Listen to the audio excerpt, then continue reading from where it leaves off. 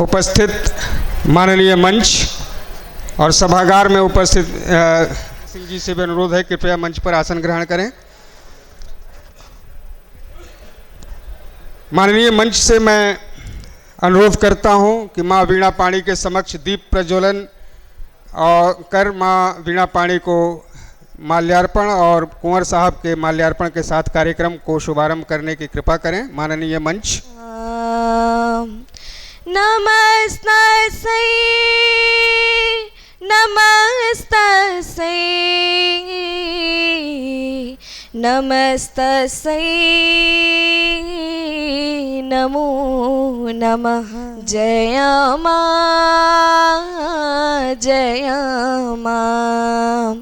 नमन शत शत चरण कमलों में तुम्हारी शारदे शारदे।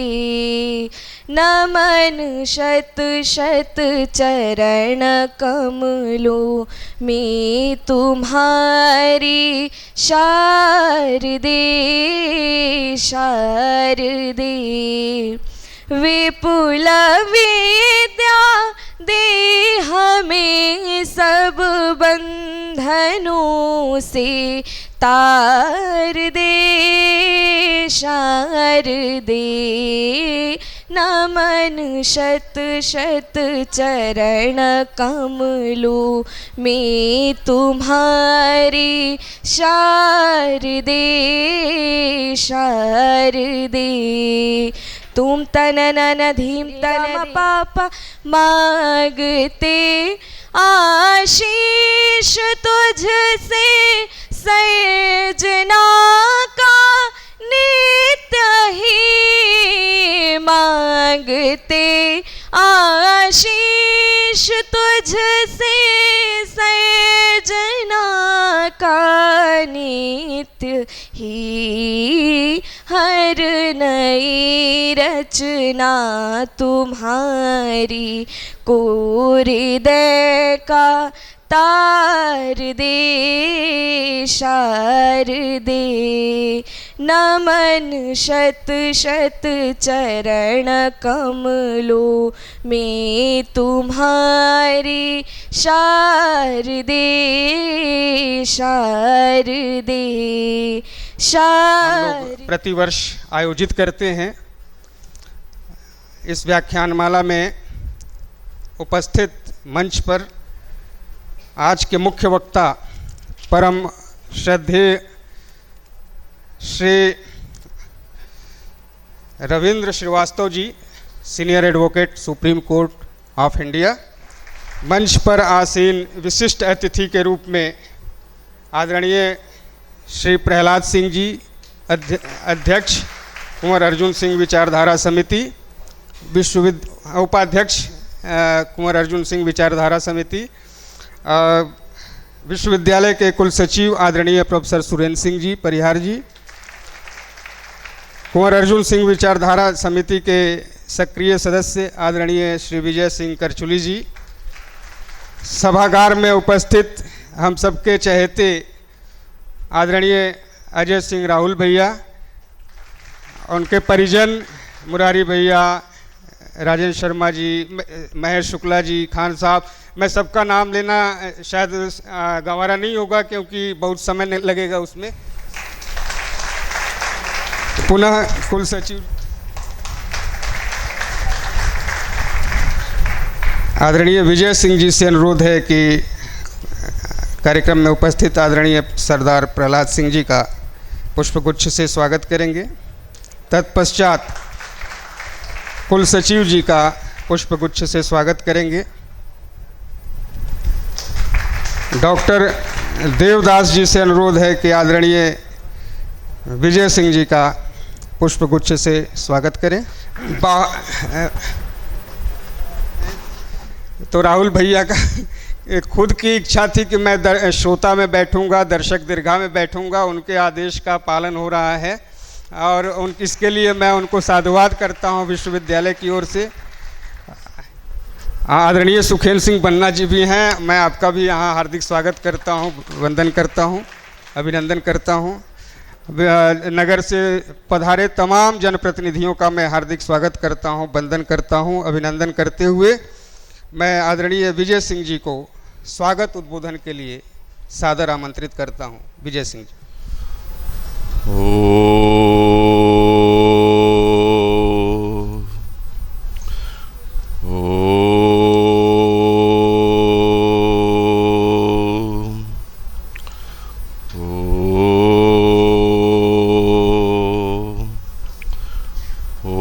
सहना भवतु सहनौ भुनक्तु सह वीर्यं करवावहे तेजस्विनावधीतमस्तु मा विद्विषावहे। ओम शांति शांति शांति। आज के इस गरिमामयी व्याख्यान माला के हेतु हम सबके आदर्श प्रातः स्मरणीय दाऊ साहब की पुण्य स्मृतियों को मेरा परिजन पुरजन समेत दंडवत प्रणाम। उनकी स्मृतियों में हम निवेदन करेंगे कि उनका आशीर्वाद हम सब पे रहे। कार्यक्रम की अध्यक्षता कर रहे इस विश्वविद्यालय के कुलगुरु श्रद्धेय प्रोफेसर कुडरिया जी, कुल सचिव प्रोफेसर सुरेंद्र सिंह जी, और जिनकी सहजता की प्रशंसा करने के लिए मेरे शब्दकोश में शब्द नहीं हैं, ऐसे सहज आज के कार्यक्रम के मुख्य वक्ता श्रद्धेय एडवोकेट श्री रवींद्र श्रीवास्तव जी, जो इस समिति के बुलावे पे उन्होंने अपनी सहज स्वीकृति दी। हमारे समिति के उपाध्यक्ष श्रद्धेय सरदार प्रहलाद सिंह जी, इस व्याख्यानमाला के संयोजक आदरणीय प्रोफेसर श्रीकांत मिश्र जी, और हम सबके अग्रज आदरणीय राहुल भैया, आपके माध्यम से इस सभागार में उपस्थित सभी मानव वृंदों को साक्षात भगवत स्वरूप मानते हुए आप सबके चरणों में मेरा वंदन, आप सबका आत्मीय स्वागत, अभिनंदन, बहुत बहुत वंदन। समिति की तरफ से मैं अपनी तरफ से आप सबके भाल पर अक्षत रोली कुमकुम का टीका लगाते हुए आप सबका स्वागत करता हूं, अभिनंदन करता हूं। आप सब आए, अपना समय दिया। कुंवर अर्जुन सिंह जी विचारधारा समिति रीवा की तरफ से आपका बहुत बहुत स्वागत, बहुत बहुत धन्यवाद। अर्जुन सिंह विचारधारा समिति के उपाध्यक्ष आदरणीय सरदार प्रहलाद सिंह जी को मैं 2 शब्दों के लिए सादर आमंत्रित करता हूं। कुंवर साहब के स्मरण में, स्मृति में 2 शब्द कहने की कृपा करें आदरणीय सरदार जी। आज एपीएस विश्वविद्यालय में कुंवर अर्जुन सिंह विचारधारा समिति की अध्यक्षता कर रहे आदरणीय कुलगुरु आदरणीय प्रोफेसर राजेंद्र कुमार कुडरिया जी, कुल सचिव सुरेंद्र कुमार सुरेंद्र सिंह जी, और आज के मुख्य वक्ता सुप्रीम कोर्ट के वरिष्ठ अधिवक्ता आदरणीय रवींद्र श्रीवास्तव साहब, आदरणीय श्रीकांत जी, आदरणीय विजय सिंह जी, और इस सभागार में विराजमान हम सबके आदरणीय प्रिय आदरणीय अजय सिंह राहुल भैया, और यहाँ इस हाल में विराजमान सभी गणमान्य नागरिक। मैं कुंवर साहब के बारे में मैं बहुत तो नहीं जुड़ा था, लेकिन जितना जुड़ा था बहुत उसके मन में, मेरे मन में बहुत गहराई से ये विचार था कि जब 1980 में कुंवर साहब मुख्यमंत्री बने, उसके पहले यहाँ पर शिक्षित बेरोज़गार बहुत थे, बेरोज़गारी बहुत थी, काम कुछ नहीं था, सिर्फ बच्चे पढ़ लिख के घूमते रहते थे रोज़गार के लिए। और उस समय हमारा मालवा और मध्य भारत महाकौशल ये बेल्ट मध्य प्रदेश का हमसे आगे था, संपन्नता में भी, और हर जगह नौकरी में वही भर्ती थे। हम यहाँ बेरोज़गार थे। जब कुंवर साहब मुख्यमंत्री बने, उन्होंने पहला काम यही किया कि अपने विंध्य के बच्चों को रोज़गार देना शुरू किया। चुपचाप वो काम करते रहे, अधिकारियों से लेकर चपरासी तक, जहाँ जिसको जो जानता था, समझता था, और उनको पूरी प्राथमिकता दी गई और उनको नौकरियां दी गई। और उसके बाद ही ये हमारा विंध्य क्षेत्र आर्थिक रूप से आगे बढ़ा, नौकरियां लग गई, 2 पैसे मिलने लगे, रौनक आने लगी हमारे विंध्य क्षेत्र में। ये सबसे बड़ी उपलब्धि आदरणीय कुंवर साहब की थी। लेकिन इसका उन्होंने कोई प्रचार नहीं किया, क्योंकि वो समझते थे कि हम पूरे मध्य प्रदेश के मुख्यमंत्री हैं, इस तरीके की बात हम करेंगे तो आरोप लगेंगे। उन्होंने पूरा ऐसा काम किया जिससे आज हमारा विंध्य क्षेत्र संपन्न है, आगे बढ़ रहा है। और उस समय जो नौकरियां लगी, फिर उनके जो जनरेशन आई, बच्चे आए, वो भी आगे पढ़ लिख के आगे बढ़ने लगे, IIT में आ गए, कई नौकरियों में आ गए। आज हमारे विंध्य क्षेत्र के हज़ारों लाखों बच्चे पूरे प्रदेश में के अलावा देश में पूरे छाए हुए हैं, जॉब कर रहे हैं। ये एक बहुत बड़ी उपलब्धि। लेकिन ये उन्होंने चुपचाप काम किया। जो कुंवर साहब से जुड़े थे वो तो सब जानते हैं इन सब चीज़ों को, जो नहीं जुड़े थे उनको ये इतिहास नहीं मालूम कि कितना बड़ा काम कुंवर साहब ने किया। दूसरी बात, उस समय जब मुख्यमंत्री के बाद जब कुंवर साहब की ज़रूरत पड़ी, क्योंकि काबिल शख्सियत की हर जगह ज़रूरत पड़ती है। उस टाइम 85-86 के बाद जो पंजाब जल रहा था, खालिस्तान का एक बड़ी आग लगी हुई थी और आंदोलन हो रहे थे, मारकाट मची हुई थी, कई हमारे नेता उसमें मारे गए। उस समय कुंवर साहब को पंजाब का गवर्नर बनाया गया और उन्होंने बड़ी सूझबूझ से पंजाब के मसले को समझा, उसको सुलझाया। उस समय लोंगोवाल साहब थे जो अकाली दल के मुख्य थे, उनसे समझौता हुआ। उसमें उनको आखिर समझौते के बाद लोंगोवाल जी को शहादत झेलनी पड़ी। बेन सिंह जो मुख्यमंत्री थे पंजाब, उनको शहादत झेलनी पड़ी। लेकिन पंजाब में शांति और स्थिरता आ गई, क्योंकि ये देश के लिए बड़ा चिंता का विषय था। क्योंकि पाकिस्तान के जो जिया-उल हक थे उस टाइम, वो बांग्लादेश का बदला लेना चाहते थे कि हम पंजाब को भारत से अलग करें खालिस्तान के रूप में, लेकिन वो सफल नहीं हुए। उसमें मुख्य रूप से जो भूमिका थी पंजाब के मसले को सुलझाने की, कुंवर साहब की थी। ये बहुत बड़ी उपलब्धि थी। जो हम लोग जुड़े थे वो तो जानते हैं, जो मैंने कहा जो नहीं जुड़े थे कि ये किस परिस्थितियों से देश आगे निकला है और किस तरीके से कुंवर साहब ने उसमें भूमिका निभाई, ये बहुत बड़ी बात थी। आज आप देखेंगे इस संपन्नता की वजह से हमारे विंध्य क्षेत्र के लोगों ने भोपाल में कई अपने मकान बना लिए हैं, वहीं सेटल हो गए हैं।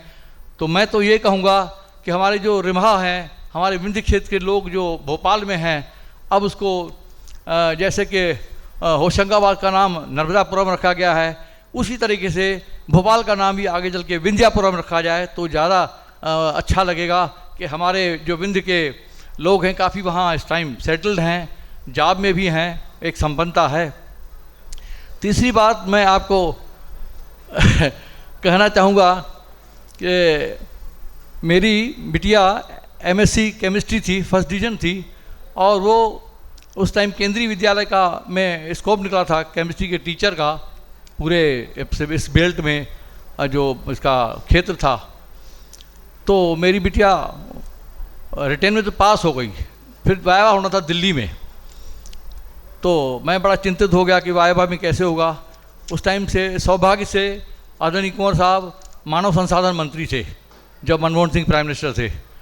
तब मैंने दादा से बात किया, दादा श्री श्रीमान तिवारी से, कि मेरा इस तरीके से वाइवा में मेरी बिटिया रिटेन में तो पास हो गई लेकिन वाइवा है तो कैसे होगा। मेरा इतना कहना था और आदरणीय तिवारी जी ने रमेश से कहा, रमेश कुंवर साहब का फ़ोन लगा हुआ। मैं चौंक गया। मैंने कहा यहाँ बाहर जो अखबारबाजी होती है, मीडिया में होता है कि कुंवर साहब का और दादा का कितना तनाव रहता है। और आज दादा कह रहे हैं कि कुंवर साहब को फ़ोन लगा हुआ, और कुंवर साहब को जब फ़ोन लगा तो दादा की आवाज़ पहचान गए, और तो कुंवर साहब ने कहा तिवारी जी प्रणाम, और फिर यहाँ से प्रणाम हुई, बातचीत हुई, और फिर दादा ने कहा कि भाई आप प्रहलाद सिंह को जानते हैं? बोला हाँ तिवारी जी मैं प्रहलाद सिंह को भी जानता हूँ, उनके पिताजी को भी जानता हूँ, तो बताइए क्या काम है? तो उन्होंने कहा इनकी बिटिया जो केंद्रीय विद्यालय में रिटर्न में जो पास हो गई है, वाइवा होना है, उसमें अगर आप थोड़ा सा कृपा हो जाएगी तो अच्छा रहेगा। बोला हो गया ना, हो जाए, कोई दिक्कत नहीं है। और उनकी कृपा से, कुंवर साहब की कृपा से, हालांकि मेरी बिटिया कह रहे थे कि कोई सिफारिश की ज़रूरत नहीं है, मेरा सिलेक्शन हो जाएगा, लेकिन मैं संतुष्ट नहीं था अपने तरीके से।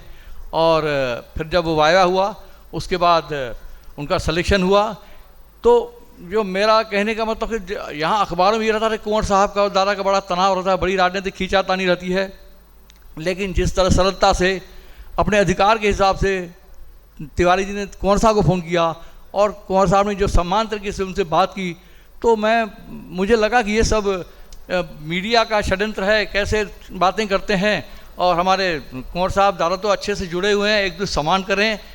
तो ये एक जो समय की राजनीति का एक स्तर था, वो उसकी कोई सीमा ही नहीं थी सम्मान के रूप में।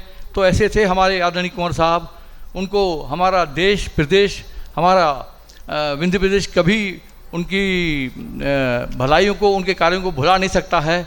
हम इस तरीके से आदरणीय कुंवर साहब को श्रद्धा से नमन करते हैं। ओम शांति। प्रोफेसर सुरेंद्र सिंह जी को सादर आमंत्रित करता हूं उनके उद्बोधन के लिए। धन्यवाद मिश्रा जी। आज के इस गरिमा में व्याख्यान माला के आयोजन के इस अवसर पर मुख्य अतिथि एवं मुख्य वक्ता के रूप में पधारे सुप्रीम कोर्ट के सीनियर एडवोकेट परम आदरणीय श्री रवींद्र श्रीवास्तव जी, कार्यक्रम के अध्यक्ष विश्वविद्यालय के यशस्वी कुलगुरु प्रोफेसर राजेंद्र कुमार कुराडिया जी, इस क्षेत्र के जाने माने समाजसेवी एवं कुंवर अर्जुन सिंह व्याख्यानमाला या विचार समिति के उपाध्यक्ष सम्माननीय श्री प्रहलाद सिंह जी,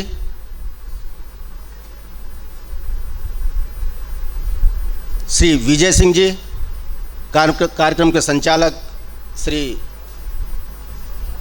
श्रीकांत मिश्र जी, अग्रिम पंक्ति में बैठे चुराहट विधानसभा के लोकप्रिय विधायक एवं भूतपूर्व नेता प्रतिपक्ष मध्य प्रदेश विधानसभा परम सम्माननीय श्री अजय सिंह राहुल भैया, यहाँ पर उपस्थित सभी शहर से पधारे हुए सम्मानित अतिथिगण, भैया के परिवार के सभी सदस्य, विश्वविद्यालय के सभी आचार्यगण, कर्मचारी साथी और मीडिया से पधारे हुए हमारे बंधु, प्यारे छात्र एवं छात्राओं, सबसे पहले मैं इस व्याख्यानमाला के जो कर्ता धर्ता हैं, जो दाऊ साहब के नाम पर समिति बनी हुई है, उसको बधाई देता हूं कि आप सबने मिलकर एक ऐसा विषय चुना है, दक्ष प्रशासन एवं सामाजिक न्याय, जिसके लिए दाऊ साहब ने एक पंक्ति में, एक लाइन में मैं कहूं कि अपना पूरा जीवन समर्पित कर दिया। ऐसे महामानव को इस अवसर पर मैं पूरे विश्वविद्यालय परिवार की तरफ से श्रद्धांजलि अर्पित करता हूं। जो बातें सरदार प्रहलाद सिंह जी ने बताई वो हम सब अच्छी तरह से जानते हैं दाऊ साहब के बारे में। उन्होंने अपनी बेटी का जिक्र किया। उनकी बेटी वास्तव में पढ़ने में बहुत अच्छी थी, चूँकि मेरी विद्यार्थी थी, मैं केमिस्ट्री का बेसिकली प्राध्यापक हूँ, तो मैंने कन्या महाविद्यालय में एमएससी में उसको पढ़ाया है। वास्तव में बहुत अच्छी लड़की थी वो। एक छोटा सा उदाहरण मैं उसी परिपालन में दूंगा, जैसा कि अभी सरदार प्रहलाद सिंह जी ने बताया कि दाऊ साहब के पास जो भी व्यक्ति कभी भी गया है, चाहे वो किसी भी, न सिर्फ अपने प्रदेश का, जब देश की भी बागडोर उनके हाथ में थी, या अपने मानव संसाधन विकास मंत्री थे या संचार मंत्री थे, जो भी दायित्व उनके पास था, तो जो भी व्यक्ति उनके पास गया होगा शायद वो कभी भी निराश होकर नहीं लौटा होगा। ये सब न सिर्फ हमारा कहना है, बल्कि सभी लोग जानते हैं, विंध्य क्षेत्र के सभी लोग जानते हैं, विंध्य क्षेत्र के अलावा देश के भी सभी लोग जानते हैं कि वो व्यक्ति निराश होकर कभी भी वापस नहीं आया। जहाँ तक दक्ष प्रशासन का सवाल है, तो दक्ष प्रशासन जो विषय है, मतलब कुशल प्रशासन, स्किल्ड एडमिनिस्ट्रेशन। दक्ष प्रशासन वही दे सकता है जिसमें दक्षता होती है। क्योंकि प्राचीन काल से हम जानते हैं कि अगर हम अपने देश की बात करें तो प्राचीन काल में पहले राजाओं का शासन था। राजा ही सर्वोपरि हुआ करते थे। राजा ही अधिकारी की नियुक्ति करते थे और उनका निष्कासन भी करते थे। राजाओं की जो इच्छा होती थी वही कानून होता था। अधिकारियों को जो कर्तव्य सौंपे जाते थे उसके प्रति वो जवाबदेह हुआ करते थे। लेकिन अगर हम वर्तमान की बात करें तो आज डेमोक्रेसी है, प्रजातंत्र है। न सिर्फ भारत में बल्कि वैश्विक स्तर पर जो बड़े बड़े देश हैं, अच्छे देश हैं, विकसित देश हैं, जिनकी जनता समझदार है, वहाँ हर जगह डेमोक्रेटिक सिस्टम है, डेमोक्रेटिक एडमिनिस्ट्रेशन है। हमारा देश तो बहुत बड़ा लोकतंत्र है। हमारे देश में शुरू से ही, जब से हमारा देश आज़ाद हुआ, तब से डेमोक्रेटिक पैटर्न है और प्रजातांत्रिक डेमोक्रेटिक सिस्टम से प्रशासन किया जाता है, जिसमें जनता की भागीदारी होती है। जनता अपनी बात प्रशासन के सामने रख सकती है। जहाँ तक सामाजिक न्याय का सवाल है, तो हम सब जानते हैं कि सामाजिक न्याय जो है वो एक ऐसा स्वस्थ समाज है अथवा एक ऐसा स्वस्थ परंपरा है जिसमें समाज में किसी भी तरह का भेदभाव नहीं होता है। समाज में हर वर्ग को प्राथमिकता दी जाती है, चाहे वो सरकार की तरफ से हो, चाहे वो समाज सेवा के माध्यम से हो, चाहे जिस तरीके से हो, मानवता का सम्मान किया जाता है। एक स्वस्थ समाज में सामाजिक न्याय की बात जब हम करते हैं, आप सब लोगों ने पढ़ा होगा कि इंटरनेशनल लेवल पर, वैश्विक स्तर पर एक इंटरनेशनल लेबर ऑर्गेनाइजेशन है, अंतर्राष्ट्रीय श्रम संगठन, जो सामाजिक न्याय की बात करता है। समय समय पर बड़े बड़े प्लेटफॉर्म पर सामाजिक न्याय की बातों को उठाता रहता है। यूनाइटेड नेशन की बात करें तो यूनाइटेड नेशन भी 20 फरवरी को सामाजिक न्याय दिवस मनाता है। तो हम समझ सकते हैं कि वैश्विक स्तर पर इस बात की चिंता है कि सामाजिक न्याय में किसी भी तरह की असमानता नहीं होनी चाहिए। बड़े बड़े प्लेटफॉर्म पर जब हमारे हेड ऑफ नेशन बैठते हैं, इन सब बातों पर चर्चा हुआ करती है।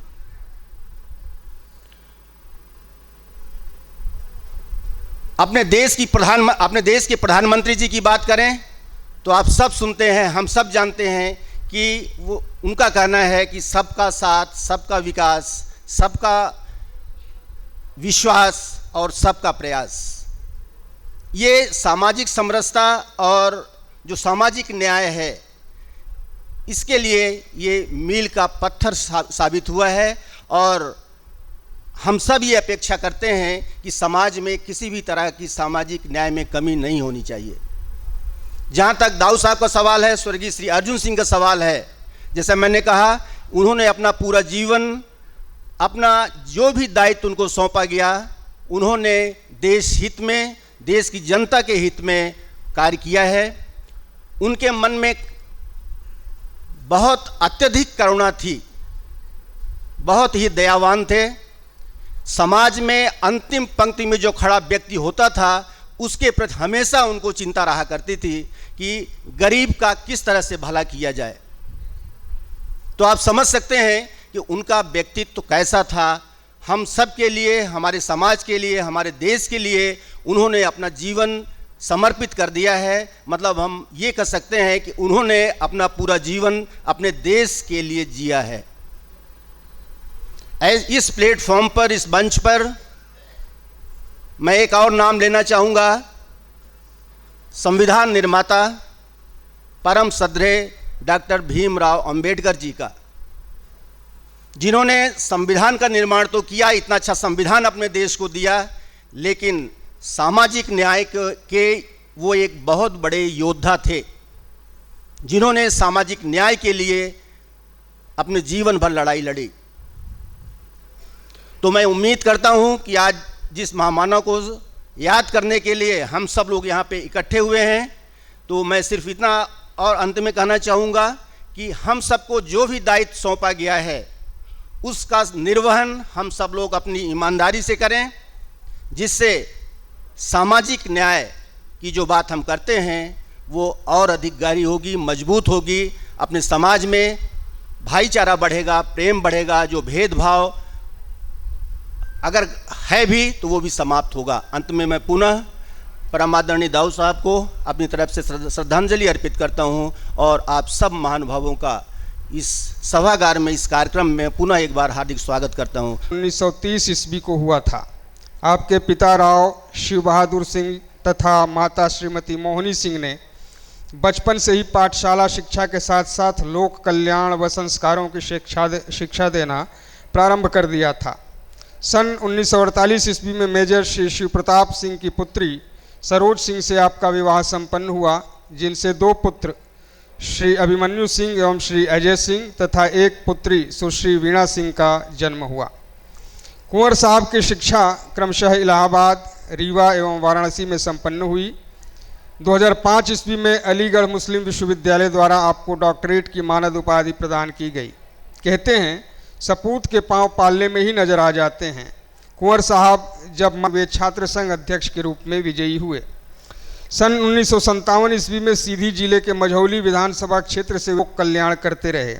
मध्य प्रदेश शासन में 3 बार मुख्यमंत्री, कई बार विभिन्न मंत्रालयों का प्रभार, भारत सरकार में कबीना मंत्री व कुंवर साहब का संपूर्ण राजनीतिक जीवन सफलताओं से भरा हुआ था, किंतु उसमें कई बार उतार चढ़ाव आए, जिनका उन्होंने दृढ़तापूर्वक सामना भी किया। उन्होंने अपनी आत्मकथा the grain of sand in the hourglass of times में अपने संघर्ष की परिस्थितियों और राजनीतिक विचारों तथा अनुभवों का मार्मिक चित्रण बड़ी कुशलता से किया है। 4 मार्च 2011 को उन्होंने अनंत यात्रा के लिए प्रस्थान किया, किंतु अपने व्यक्तित्व और कृतित्व के कारण उन्हें सदैव याद किया जाता रहेगा। इस व्याख्यानमाला के अंतर्गत प्रोफेसर पंजाब सिंह पूर्व कुलपति काशी हिंदू विश्वविद्यालय वाराणसी, श्री अशोक वाजपेयी पूर्व कुलपति अंतर्राष्ट्रीय हिंदी विश्वविद्यालय वर्धा, श्री राम शरण जोशी वरिष्ठ पत्रकार, professor RC Tripathi Prayagraj, professor Girishwar Mishra Wardha, Shri Lalit Surjan Raipur, doctor Rakesh Singh Prayagraj, professor Shri Prakash Mani Tripathi Amarkantak, professor Anand Kumar ji JNU New Delhi एवं पूज्यपाद संत कृपाल सिंह जी महाराज ग्वालियर के व्याख्यान आयोजित हो चुके हैं। इसी कड़ी में Shri Ravindra Srivastava ji senior advocate supreme court of India का यह व्याख्यान आयोजित है। आज के हमारे मुख्य वक्ता का परिचय इस प्रकार है। Shri Ravindra Srivastava ji senior advocate supreme court of India. Shri Ravindra Srivastava ji का जन्म 25 मई 1958 में हुआ था। BSc करने के उपरांत पंडित रविशंकर शुक्ल विश्वविद्यालय रायपुर से आप LLB के गोल्ड मेडलिस्ट रहे हैं। श्री रविंद्र श्रीवास्तव जी भारत ही नहीं अपितु विदेशों में भी ख्याति लब्ध वरिष्ठ अधिवक्ता हैं। 1981 में वकालत का पेशा शुरू करने के बाद आप 32 वर्ष की आयु में भारत के महामहिम राष्ट्रपति द्वारा मनोनीत होकर मध्य प्रदेश की माननीय उच्च न्यायालय में सबसे युवा senior central government standing council बने। इसी क्रम में मध्य प्रदेश उच्च न्यायालय के माननीय मुख्य न्यायाधीश द्वारा आप senior counsel for the High Court of Madhya Pradesh नियुक्त हुए। आप सन 2000 में मध्य प्रदेश उच्च न्यायालय द्वारा सीनियर एडवोकेट के रूप में नामित होने वाले सबसे युवा अधिवक्ता रहे हैं। सन 2000 में छत्तीसगढ़ के राज्य के रूप में अस्तित्व पर आने के पश्चात आप राज्य के प्रथम और सबसे युवा एडवोकेट जनरल नियुक्त हुए। पिछले 2 दशकों से भी ज़्यादा समय से आप भारत के लगभग सभी प्रमुख औद्योगिक घरानों, उनके उद्यमों के विधिक सलाहकार हैं और उनकी तरफ से देश के उच्च न्यायालयों और माननीय सर्वोच्च न्यायालय में प्रतिनिधित्व करते हैं। इसी तरह आप सार्वजनिक क्षेत्र की विभिन्न इकाइयों के भी विधिक प्रतिनिधि नियुक्त हैं। आप कई विदेशी कंपनियों के भी न्यायालयीन मामलों में माननीय उच्च व सर्वोच्च न्यायालय में प्रतिनिधित्व करते हैं। आप विभिन्न राजनेताओं सहित अनेक मंत्रियों, पूर्व मंत्रियों, सांसद, विधायक गण के विधिक सलाहकार और प्रतिनिधि हैं। आप छत्तीसगढ़, मध्य प्रदेश, उत्तर प्रदेश, तमिलनाडु आदि सरकारों के विभिन्न उच्च न्यायालयों और सर्वोच्च न्यायालय में प्रतिनिधि स्वरूप नियुक्त होने के साथ साथ लोकायुक्त ओडिशा व मानव संसाधन मंत्रालय, भारत सरकार व अन्य मंत्रालयों का प्रतिनिधित्व भी करते हैं। प्रसिद्ध कोल ब्लॉक आवंटन मामले में, जिसमें भारत के पूर्व प्रधानमंत्री भी आरोपित थे, कि पैरवी आप द्वारा ही माननीय सर्वोच्च न्यायालय की 9 जजों की पीठ के समक्ष की गई थी। हाल के दिनों में ही आपने अपने महती पक्षकारों की तरफ से पेश होकर लगभग 200 मामलों में माननीय न्यायालयों से अपने पक्ष में निर्णय कराकर एक नज़ीर बनाई है।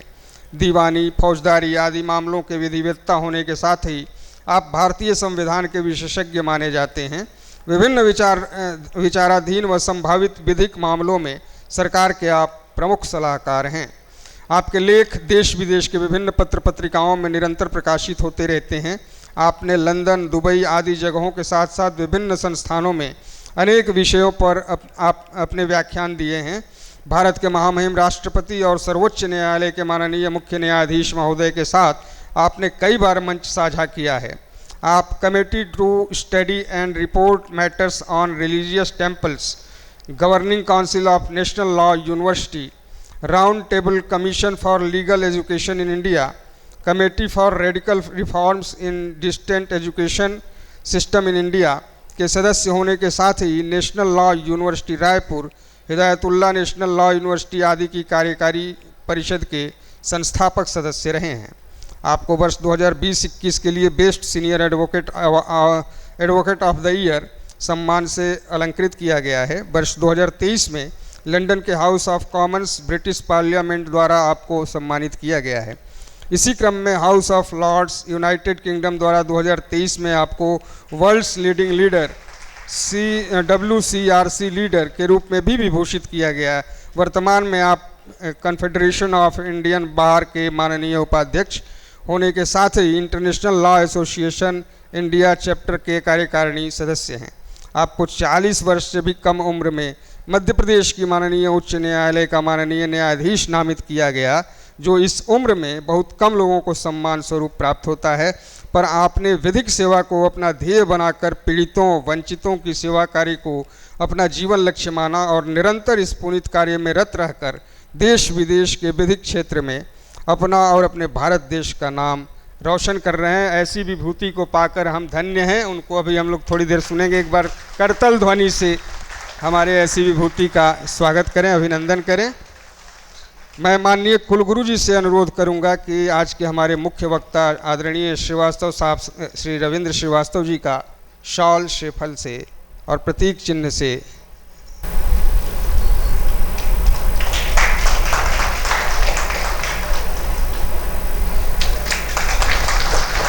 बहुत बहुत धन्यवाद माननीय कुलगुरु जी।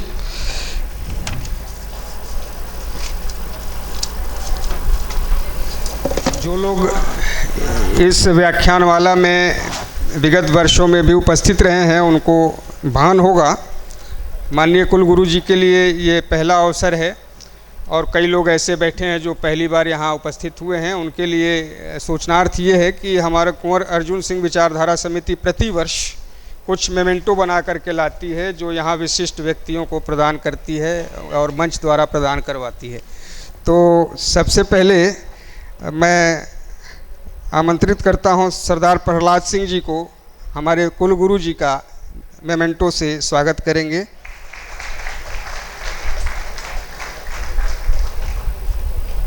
सरदार प्रहलाद सिंह जी से ही अनुरोध है, डॉक्टर सुरेंद्र सिंह जी कुल सचिव जी का को मेमेंटो भेंट कर उनका अभिनंदन करेंगे, स्वागत करेंगे।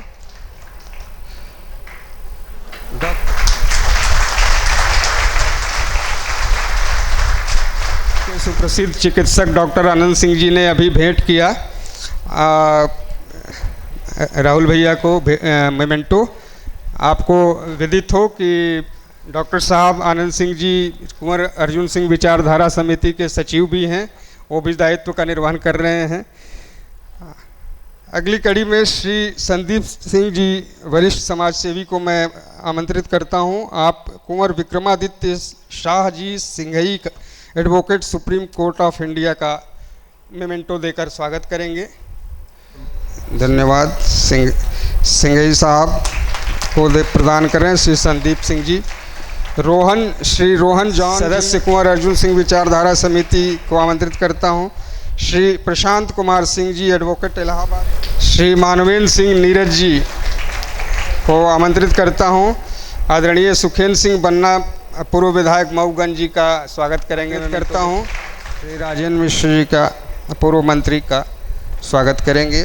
डॉक्टर विजय सिंह आदरणीय ब्रह्मचारी श्री मानवेंद्र सिंह नीरज जी को मैं आमंत्रित करता हूं। आप श्री ज्ञान सिंह चौहान जी अध्यक्ष जिला कांग्रेस कमेटी सीधी का मेमेंटो। डॉक्टर आप भी हमारे विचारधारा समिति के बहुत वरिष्ठ सदस्य हैं दोनों लोग और सक्रिय सदस्य हैं। जब भी हम लोगों को काम अटकता है तो ये तारणहार बनते हैं तारणहार बनते हैं ये। डॉक्टर शत्रुघ्न सिंह बघेल जी सलैया को मैं आमंत्रित करता हूं। श्री विजेंद्र पांडे जी वरिष्ठ समाज सेवी सिरमौर को स्वागत करेंगे आप।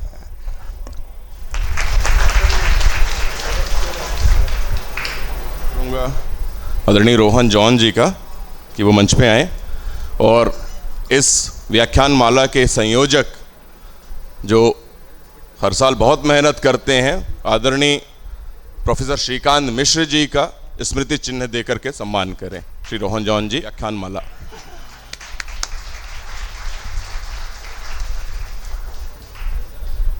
स्वागत करेंगे सरकार।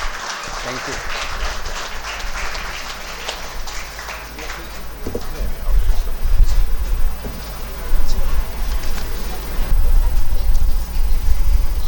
आप सबों को मेरा सादर एवं सप्रेम नमस्कार।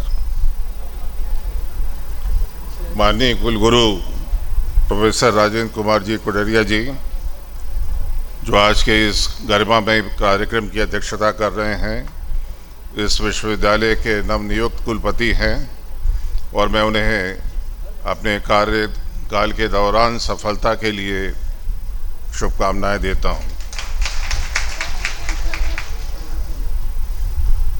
आदरणीय श्री प्रहलाद सिंह जी, श्री कुंवर अर्जुन सिंह जी विचारधारा समिति के उपाध्यक्ष,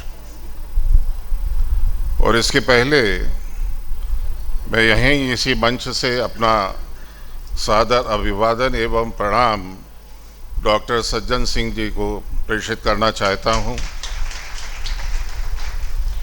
वो आ नहीं सके हैं, मगर उनका मार्गदर्शन मैंने देखा जिस तरह से इस कार्यक्रम को मिलता रहा है और उनका समर्पण, उनका प्रेम हर पल परिलक्षित होता है।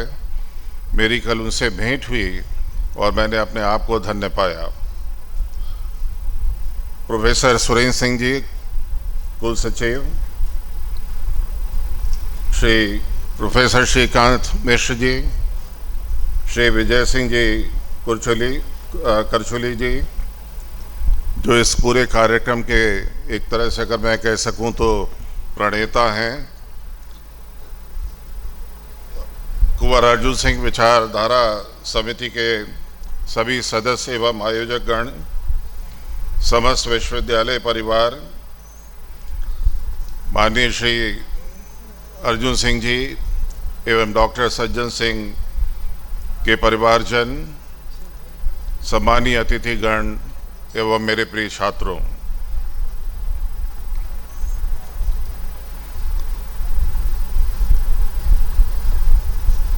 तालकटोरा स्टेडियम शायद 1990 के दशक में वहाँ पर एक बहुत बड़ा कांग्रेस का अधिवेशन हुआ था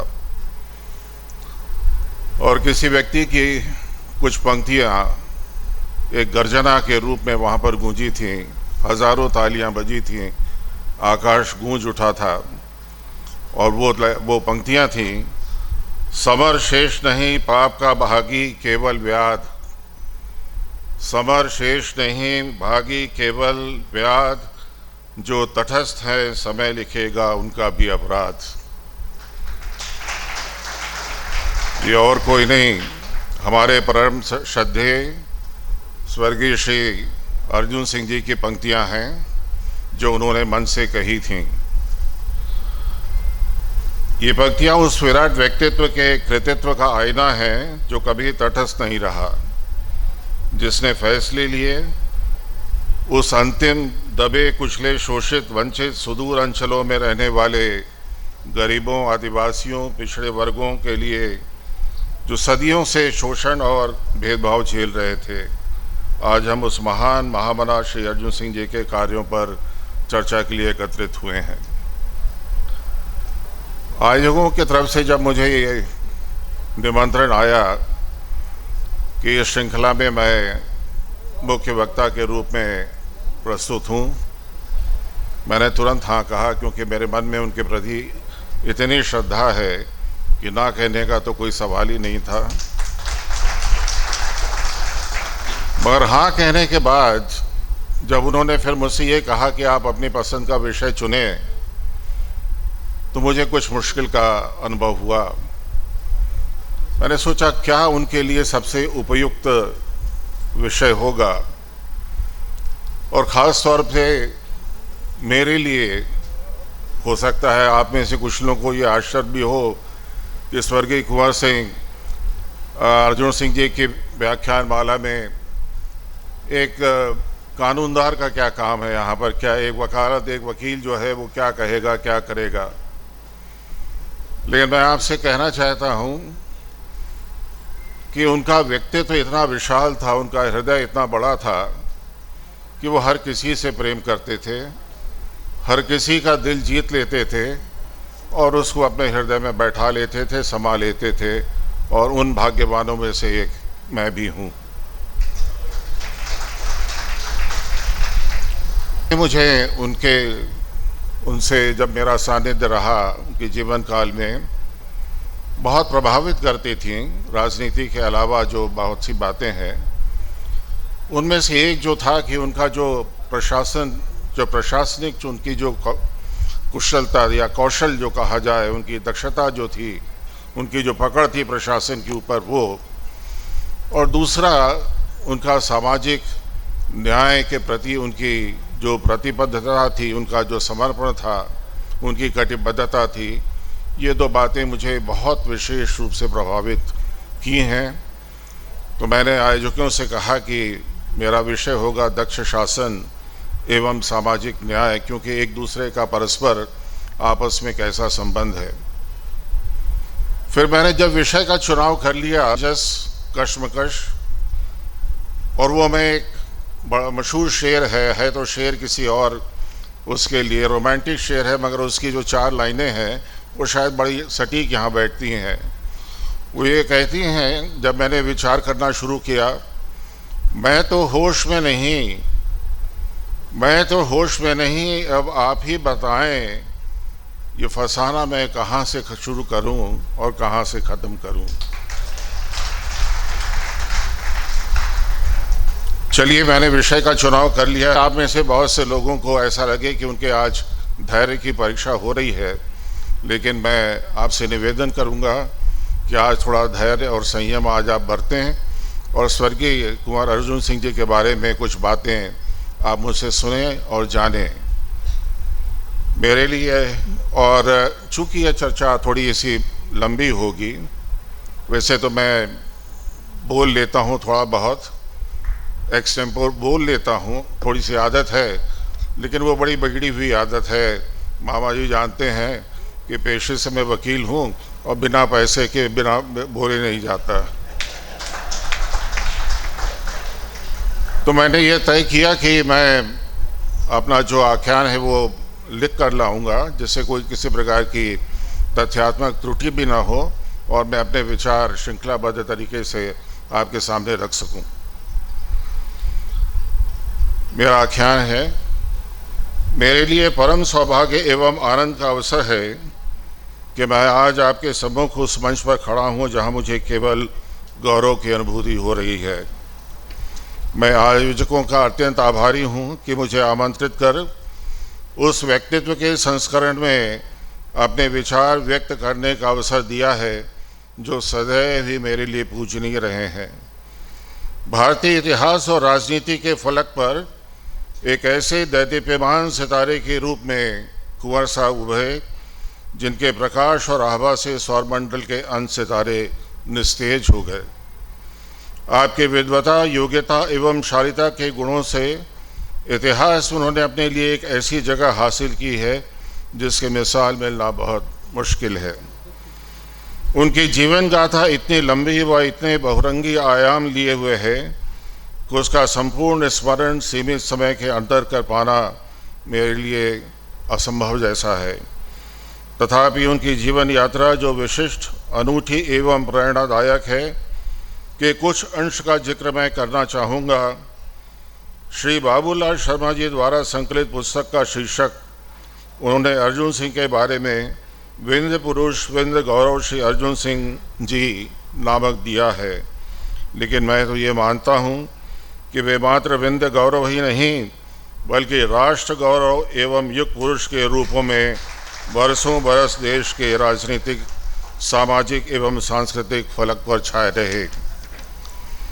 स्वर्गीय अर्जुन सिंह के स्मरण में निर्धारित विषय पर अपना आधार वक्तव्य आपके सम्मुख प्रस्तुत करने के पूर्व मैं उन्हें श्रद्धापूर्वक नमन करता हूँ, उन्हें श्रद्धांजलि अर्पित करता हूँ एवं विंध्य प्रदेश की धरती को भी मैं प्रणाम करता हूँ जिसने उनके जैसे व्यक्ति को जन्म दिया। इस माटी ने ऐसा युग पुरुष इस देश को दिया जिसके सिद्धांतों एवं कार्यशैली का अनुसरण आज भी राजनीतिक हस्तियां सहित कई लोग करते हैं।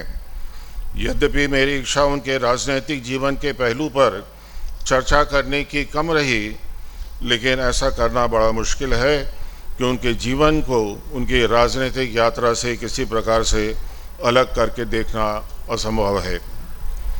सन 1957 में अपनी शिक्षा पूरी करने के उपरांत एक निर्दलीय उम्मीदवार के रूप में मझौली से उन्होंने चुनाव लड़ा। यद्यपि उनको जैसा कि कहा जाता है कांग्रेस पार्टी के द्वारा उम्मीदवार बनाए जाने की पेशकश की गई थी, पर कुछ व्यक्तिगत कारणों से एवं अपने सिद्धांतों से बंधे रहने के कारण वे इसे स्वीकार नहीं कर पाए और उन्होंने यह निर्णय लिया कि वे निर्दलीय ही चुनाव लड़ेंगे। यह एक इतिहास का विषय बन चुका है कि सबसे कम उम्र में, संभवतः उनकी उम्र उस वक्त 25 वर्ष के आसपास ही रही होगी, एक निर्दलीय उम्मीदवार के रूप में उन्होंने चुनाव जीता एवं मध्य प्रदेश विधानसभा में जो उस समय नई ही गठित हुई थी उसमें वो चुनकर आए। विधानसभा में अपने पहले भाषण में जिन परिस्थितियों का जिक्र उन्होंने किया वे आज एक प्रामाणिक दस्तावेज के रूप में वहाँ के पुस्तकालय में सुरक्षित है। प्रारंभिक अवस्था में ही चर्चाओं एवं प्रश्नों के माध्यम से उन्होंने एक सक्रिय एवं संवेदनशील राजनेता एवं लोकसेवक के रूप में जल्द ही अपनी पहचान बना ली। शीघ्र ही मंत्रिमंडल में उन्हें युवा कृषि मंत्री का दायित्व सौंपा गया। संभवतः यह इतिहास के सबसे युवतम कृषि मंत्री के रूप में शपथ लेने वाले व्यक्ति थे। कृषि और किसान के प्रति अपने उत्तरदायित्व को स्वीकार कर उन्होंने अनेक महत्वपूर्ण निर्णय लिए एवं कार्य किया। उनमें से एक जिसका कि उल्लेख मैं कर सकता हूँ वह है देश के सबसे पहले कृषि विश्वविद्यालय की स्थापना श्री जवाहरलाल नेहरू कृषि विश्वविद्यालय के नाम से जबलपुर में। यह कृषि के महत्व को देश की आर्थिक प्रगति के संबंध में समझते थे और विश्वविद्यालय की स्थापना करने के लिए कृषि विशेषज्ञों को उन्होंने एक ऐसा प्लेटफॉर्म प्रदान किया जिसका उपयोग वर्षों से होता चला आ रहा है। इस दौरान अनेक राजनीतिक गतिविधियां घटती रहीं एवं 1972 में जब कांग्रेस को विधानसभा चुनाव में भारी बहुमत से विजय मिली और श्री प्रकाश चंद्र सेठी जी प्रदेश के नए मुख्यमंत्री बनाए गए, प्रकाश चंद्र सेठी ने शिक्षा विभाग का दायित्व उन्हें मंत्री के रूप में सौंपा। वे शिक्षा मंत्री बनाए गए और अपने प्रारंभिक काल में ही उन्होंने मध्य प्रदेश में उच्च शिक्षा अनुदान आयोग की स्थापना की, जिससे विश्वविद्यालयों में पाठ्यक्रम एवं पढ़ाई के स्तर को उन्नत किया जा सके। इसी बीच उनके द्वारा इंदिरा कला संगीत विश्वविद्यालय विधेयक भी सदन में प्रस्तुत किया। सन 1975 से लेकर 77 का दौर आपातकाल का था। 1977 में जनता पार्टी की सरकार मध्य प्रदेश में बनी। चुरहट विधानसभा से चुनाव जीतने के बाद विरोधी दल के नेता का दायित्व उन्हें सौंपा गया। इस जिम्मेदारी को निभाते हुए जिस साहसिक व्यक्तित्व का उन्होंने परिचय दिया वह अभूतपूर्व है। 1980 में विधानसभा के चुनाव हुए। कांग्रेस पार्टी को अभूतपूर्व बहुमत मिला। वे सर्वसम्मति से मुख्यमंत्री चुने गए, जिसका दायित्व उन्होंने अगले चुनाव तक यानी 1985 तक बखूबी निभाया। मुख्यमंत्री के रूप में उन्होंने जो कार्य मध्य प्रदेश के आर्थिक, सामाजिक एवं औद्योगिक विकास के लिए किया वह सर्वविदित है। वह सभी वर्गों के विकास में विश्वास रखते थे। उनका या उनके मंत्रिमंडल का हर निर्णय इसी संवेदनशील भावना से प्रेरित रहता था। उनका यह मानना था कि उनकी राजनीतिक यात्रा में कोई विराम नहीं है एवं वह पूर्ण रूप से प्रदेश की जनता के प्रथम सेवक के रूप में तन मन धन से समर्पित हैं। वे संस्कृति और मध्य प्रदेश की सांस्कृतिक विरासत को समझते थे एवं प्रदेश को एक अलग पहचान देने के लिए उन्होंने भोपाल में भारत भवन की स्थापना की, जिसके द्वारा कलाओं के संरक्षण एवं सम्मान की शुरुआत हुई। इसी बीच उनकी संवेदनशीलता एवं पीड़ित वर्गों के प्रति उनकी सहानुभूति का एक उदाहरण और मिलता है, जब उन्होंने प्रदेश में मुख्यमंत्री की हैसियत से मदर टेरेसा को आमंत्रित किया और उनके द्वारा ऐसे लोग जो अनाथ हो गए थे, जिनके घर बार छूट गए थे, जो रोज़मर्रा की ज़िंदगी में इधर उधर भटक रहे थे, ना उनका नाम था ना उनके पास स्थान था, उन्होंने एक संस्था की स्थापना की जिसका उद्घाटन मदर टेरेसा ने किया। उस संस्था का नाम है संजय गांधी शिशु एवं परिवार कल्याण केंद्र चुरहट। उनके मुख्यमंत्री के कार्यकाल में अनेकों अभूतपूर्व निर्णय लिए गए, जिनसे कि आदिवासियों, दलितों और शोषितों के माध्यम से प्रदान किया गया। 1980 से 85 के दौरान प्रदेश के औद्योगिक विकास के लिए उन्होंने अनेक विशेष प्राधिकरणों और औद्योगिक विकास कॉरपोरेशन की स्थापना की। पीतमपुर, सिंगरौली, रायपुर इत्यादि में औद्योगिक विकास के उदाहरण हैं। गरीबों को एकल बत्ती कनेक्शन के जरिए मुफ्त बिजली प्रदान करना उनके शासन का एक महत्वपूर्ण निर्णय था, जिसका लाभ हजारों ऐसे गरीबों को मिला जो अंधेरे में अपना जीवन यापन करते थे। तेंदुपत्ता कृषकों को मालिकाना अधिकार प्रदान करना भी इसका उदाहरण है। इसी कार्यकाल में कुख्यात डकैत फूलन देवी एवं अन्य डकैतों द्वारा आत्मसमर्पण करना भी अभूतपूर्व प्रशासनिक उपलब्धि है। मध्य प्रदेश के मुख्यमंत्री के रूप में अपने कार्यकाल के दौरान उन्होंने ग्रामीण विकास, कृषि उत्पादकता को बढ़ाने और बुनियादी ढांचे के विस्तार में संबंधित नीतियों की शुरुआत की।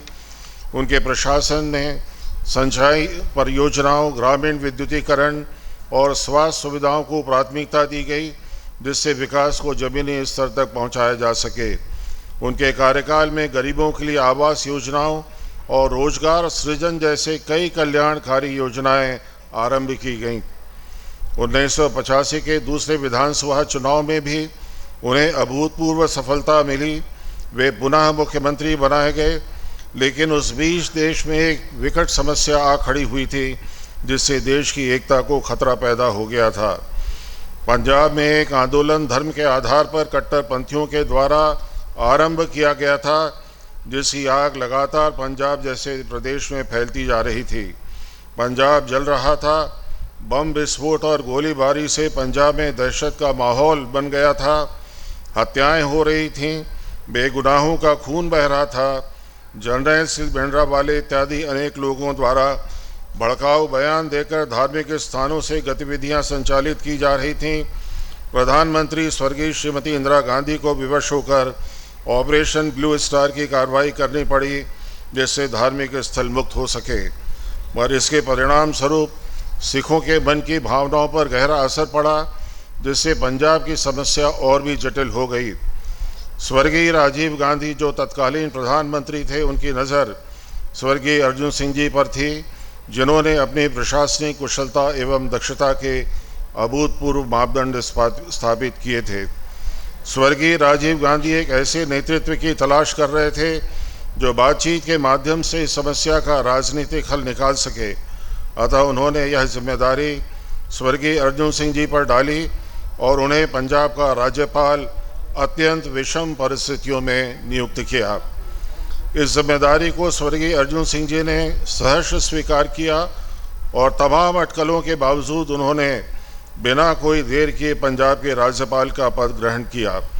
उनकी संवेदनशीलता एवं संस्कृति पूर्ण व्यवहार कुशलता, अभिव्यक्ति एवं समस्याओं से जूझने की शक्ति ने पंजाब की इस राजनीतिक समस्या का हल निकालने के लिए रास्ता बनाया। अंततः उनके असीमित प्रयासों से अनेक चर्चाओं के बाद समझौता स्वर्गीय प्रधानमंत्री राजीव गांधी जी एवं संत हरचंद सिंह लोंगोवाल के बीच संपन्न हुआ और पंजाब धीरे धीरे शांति की ओर अग्रसर हुआ। स्वर्गीय अर्जुन सिंह जी अभूतपूर्व प्रशासनिक कुशलता के धनी थे और एक प्रशासक के रूप में उनकी सफलता का श्रेय अक्सर दो बातों को दिया जाता है। पहले तो उनकी विद्वता व योग्यता और दूसरी उनकी संवेदनशीलता। वे बहुत कम बोलते थे, मगर जो कहते थे वो बहुत वजन के साथ बहुत कम शब्दों में कहा करते थे। उनमें शालीनता और शिष्टता का ऐसा देवीय गुण था जिसने उन्हें सफलता की ऊंचाइयों तक पहुंचने में मदद की। मुख्यमंत्री के रूप में, तत्पश्चात केंद्रीय मंत्री के रूप में प्रशासन पर उनकी अच्छी पकड़ थी। वह एक ऐसा ज़माना था कि उस समय नीतिगत निर्णय एवं प्रशासन से जुड़े निर्णय जनप्रतिनिधि और मंत्री ही लिया करते थे। ये वो दौर नहीं था जहां प्रशासन नौकरशाहों के हाथों चलता था। यद्यपि यह भी सत्य है कि वह योग्य नौकरशाहों के प्रति विश्वास रखते थे और उनसे कार्य लेने की क्षमता रखते थे। उन पर अंकुश भी रखते थे और उनको साथ लेकर चलने की भी कला उन्हें बहुत अच्छे से आती थी। उनकी प्रशासनिक क्षमता के अनेक उदाहरण लोग बताया करते हैं, लेकिन उन सब का उल्लेख करना यहाँ संभव नहीं है। अर्जुन सिंह जी की सक्रियता से संबद्ध कुछ विशिष्ट बिंदुओं का उल्लेख करना समीचीन होगा। सबसे पहले सामाजिक न्याय के प्रति उनकी प्रतिबद्धता, महाजन आयोग की स्थापना प्रदेश में, तत्पश्चात मंडल आयोग की सिफारिशों को लागू करने में उनकी प्रमुख भूमिका थी। शैक्षणिक संस्थानों में आरक्षण हेतु संविधान संशोधन, जब वे मानव संसाधन विकास मंत्री थे तो उन्होंने शिक्षा में सामाजिक न्याय को आगे बढ़ाने के लिए ऐतिहासिक कदम उठाया। 2006 में उन्होंने अन्य पिछड़ा वर्ग ओबीसी के लिए सरकारी उच्च शिक्षण संस्थानों में 27% आरक्षण की वकालत की, जिसके परिणाम स्वरूप 93वां संविधान संशोधन अधिनियम लाया गया। यह बहुत महत्वपूर्ण है मेरे लिए बताना आप सबको कि यह संशोधन सर्वसम्मति से लाया गया था। इस संशोधन के तहत अनुच्छेद 15(5) जोड़ा गया, जिससे सरकारी सहायता प्राप्त और निजी शिक्षण संस्थानों में आरक्षण लागू किया जा सके। यह उनकी राजनीतिक दूरदर्शिता और सामाजिक समरसता की नीति का परिणाम था, जिससे लाखों वंचित छात्रों को उच्च शिक्षा तक पहुंचने का अवसर मिला। राजनीतिक संतुलन बनाने की उनकी क्षमता। पंजाब में उग्रवाद के समय वे एक मध्यस्थ के रूप में उभरे और राजीव लोंगोवाल समझौते में उनकी भूमिका एक कुशल राजनीतिक रणनीतिकार एवं प्रशासक के रूप में देखी गई। उन्होंने विभिन्न विचारधाराओं के बीच संतुलन बनाकर शांति स्थापित प्रयास किया। संसदीय सक्रियता, वे एक प्रखर वक्ता थे और संसद में उनकी उपस्थिति हमेशा प्रभावशाली रही। वे मुद्दों पर गहरी पकड़ रखते थे और नीतिगत बहसों में उनकी भागीदारी सराहनीय थी। अर्जुन सिंह जी और धर्मनिरपेक्षता को सुदृढ़ करने में उनकी जो भूमिका है वह उसके वे प्रबल समर्थक थे। उन्होंने हमेशा यह सुनिश्चित करने का प्रयास किया कि भारत की लोकतांत्रिक संरचना धार्मिक सहिष्णुता और समावेशिता के सिद्धांतों पर आधारित रहे। 1992 में बाबरी मस्जिद के विध्वंस के बाद देश भर में सांप्रदायिक तनाव बढ़ गया। अर्जुन सिंह इस घटना से बेहद आहत थे और उन्होंने इसे धर्मनिरपेक्ष भारत के लिए एक बड़ा झटका बताया। उन्होंने तत्कालीन सरकार के भीतर भी इस मुद्दे पर असहमति व्यक्त की और इसे रोकने में सरकार की विफलता को लेकर अपनी नाराज़गी भी जताई। उनका मानना था कि इस दुर्भाग्यपूर्ण घटना को रोका जा सकता था यदि प्रशासनिक स्तर पर अधिक कठोर कदम उठाए जाते। उन्होंने सार्वजनिक रूप से अपने विचार व्यक्त करते हुए कहा कि बाबरी मस्जिद का विध्वंस भारत के धर्मनिरपेक्ष ताने बाने पर एक सीधा प्रहार था और यह सांप्रदायिक तत्वों को प्रोत्साहन देने वाला कदम साबित हो सकता है। वे इस मुद्दे पर इतने दृढ़ थे कि उन्होंने कैबिनेट में अपनी असहमति स्पष्ट रूप से दर्ज कराई और इस विषय पर अपने सिद्धांतों से कभी समझौता नहीं किया। अल्पसंख्यकों के अधिकारों की रक्षा, उन्होंने मुस्लिम, सिख, ईसाई और अन्य अल्पसंख्यक समुदायों की सामाजिक और शैक्षणिक स्थिति को सुधारने के लिए कई महत्वपूर्ण पहल किए। उनके पहल से कई संस्थानों में धार्मिक अल्पसंख्यकों को समान अवसर प्रदान किए गए। शैक्षणिक पाठ्यक्रमों में धर्मनिरपेक्षता, मानव संसाधन विकास मंत्री के रूप में उन्होंने स्कूलों और विश्वविद्यालयों के पाठ्यक्रमों में धर्मनिरपेक्षता और सहिष्णुता को बढ़ावा देने के लिए प्रयास किया। उन्होंने ऐसे पाठ्यक्रम विकसित करने का समर्थन किया जो विविधता और बहुसांस्कृतिकता को प्रोत्साहित करें। सांप्रदायिक हिंसा पर उनका कड़ा रुख, उन्होंने बार बार सार्वजनिक रूप से सांप्रदायिक ताकतों के खिलाफ अपनी आवाज़ उठाई और देश में धर्मनिरपेक्षता को संरक्षित करने के लिए प्रतिबद्धता जताई। संकट प्रबंधन, 1984 में जब भोपाल गैस त्रासदी हुई तो बतौर मुख्यमंत्री उन्हें त्वरित और प्रभावी कदम उठाए। उन्होंने पीड़ितों के पुनर्वास, मुआवजे और चिकित्सा सहायता की व्यवस्था करने के लिए तत्परता दिखाई। बदलाव के प्रति प्रतिबद्धता, वे प्रशासनिक सुधारों के पक्षधर थे और उन्होंने पारदर्शिता व जवाबदेही सुनिश्चित करने के लिए नीतिगत बदलाव किए। जब मैं एक सामान्य नागरिक के रूप में आसपास की व्यवस्था का अवलोकन एवं अनुभव करता हूँ, मेरे मानस पटल पर कुछ प्रश्न एवं कुछ अपेक्षाएं राजनीतिक वर्ग के प्रति अनायास ही उत्पन्न होती हैं, जिनकी चर्चा मैं अपने अनुभव के आधार पर करना चाहता हूँ। ये वो विषय हैं जिनका सीधा संबंध स्वर्गीय श्री अर्जुन सिंह जी की विचारधारा के विभिन्न आयामों से है। वर्तमान राजनीति में कुशल एवं संवेदनशील राजनीतिया की आवश्यकता। राजनीति किसी भी देश की रीढ़ की हड्डी होती है, जो न केवल शासन संचालन का माध्यम होती है बल्कि समाज की प्रगति और राष्ट्र निर्माण में भी उसकी महत्वपूर्ण भूमिका होती है। वर्तमान समय में राजनीतिक अनेक जटिल चुनौतियों से घिरी हुई है, जिनमें भ्रष्टाचार, ध्रुवीकरण, अल्पकालिक सोच, सामाजिक असमानता और पर्यावरणीय संकट प्रमुख हैं। इन सभी समस्याओं के समाधान के लिए ऐसे राजनेताओं की आवश्यकता है जो कुशल प्रशासनिक क्षमता के साथ साथ मानवीय संवेदनशीलता भी रखते हों। आज के दौर में केवल सत्ता पाने के उद्देश्य से राजनीति करना काफ़ी नहीं है। एक सच्चा राजनेता वही होता है जो अपने राष्ट्र और जनता के प्रति जवाबदेह हो, उनकी आवश्यकताओं और भावनाओं को समझे तथा दीर्घकालिक दृष्टिकोण के साथ प्रभावी नीतियां बनाए। इस व्याख्यान में हम इस विषय पर विस्तार से चर्चा करेंगे कि क्यों कुशल और संवेदनशील राजनेता की आवश्यकता पहले से अधिक बढ़ गई है और एक आदर्श राजनेता के क्या गुण होना चाहिए।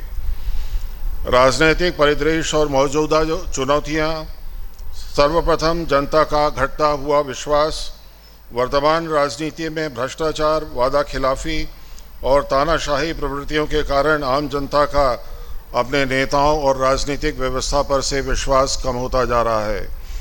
कई बार जनता यह महसूस करती है कि राजनेता केवल चुनावी लाभ के लिए वादे करते हैं और सत्ता प्राप्ति के बाद उन पर अमल नहीं करते।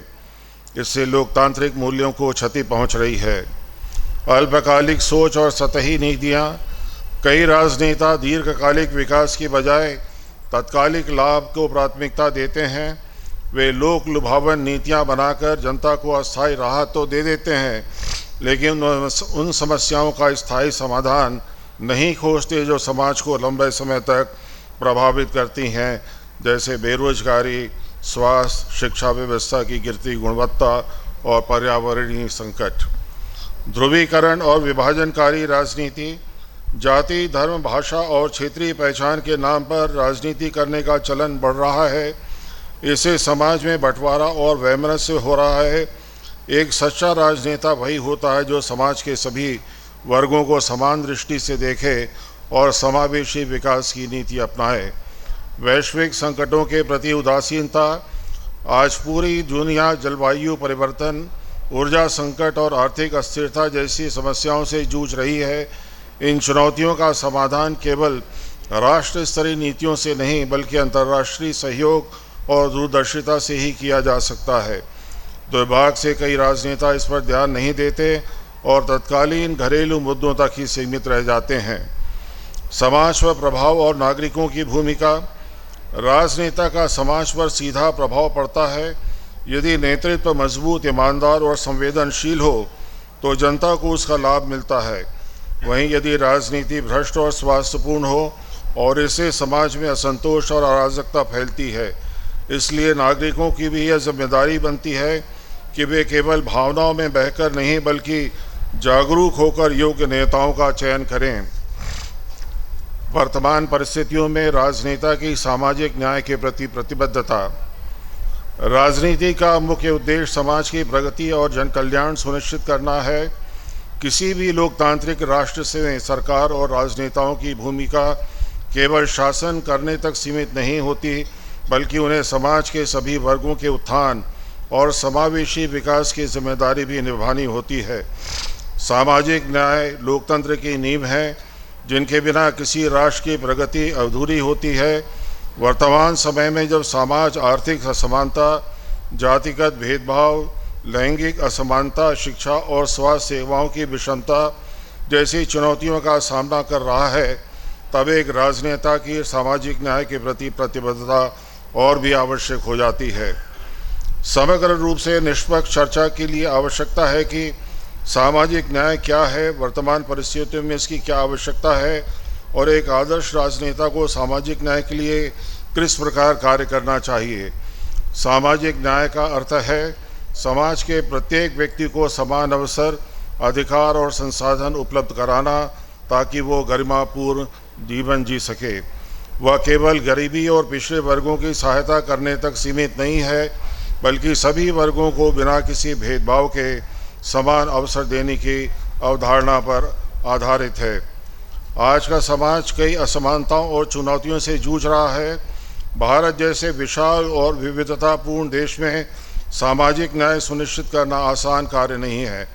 वर्तमान समय में निम्नलिखित समस्याएं सामाजिक न्याय की दिशा में सबसे बड़ी बाधाएं बनी हुई हैं, जैसे कि आर्थिक असमानता, जातिगत भेदभाव और सामाजिक विषमता, लैंगिक असमानता, शिक्षा और स्वास्थ्य सेवाओं की विषमता, अल्पसंख्यों और हाशियों पर रहने वाले समुदायों के का अधिकार इत्यादि इत्यादि। एक आदर्श राजनेता की सामाजिक न्याय के प्रति प्रतिबद्धता कैसी होनी चाहिए? पहला कि समावेशी नीतियां बनाई जाएं। राजनेता को नीतियां बनाते समय यह ध्यान रखना चाहिए कि वे सभी वर्गों के लिए समान अवसर प्रदान करें। ऐसी योजनाएं बनाई जाएं जो गरीब, महिलाओं, अनुसूचित जाति, जनजाति तथा अन्य पिछड़े वर्गों को लाभ पहुंचाएं। न्याय संगत आर्थिक सुधार, आर्थिक असमानता को दूर करने के लिए कर सुधार, धन के उचित वितरण, रोजगार के नए अवसर और ग्रामीण विकास को प्राथमिकता देनी चाहिए।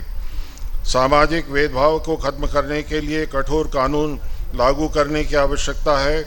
राजनेता को जाति, धर्म, भाषा और क्षेत्र के आधार पर भेदभाव को समाप्त करने के लिए सख्त कानूनों को लागू करना चाहिए और यह सुनिश्चित करना चाहिए कि उसका पालन हो।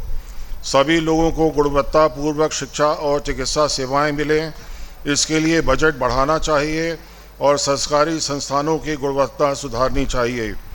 महिलाओं और अन्य लिंग समुदायों के लिए शिक्षा, रोजगार और सुरक्षा से जुड़े कदम उठाने चाहिए।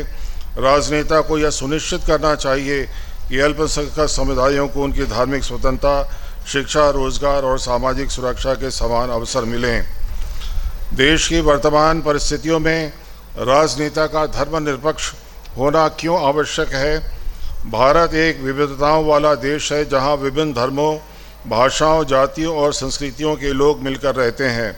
यहाँ की विशेषता ही इसकी एकता में निहित है।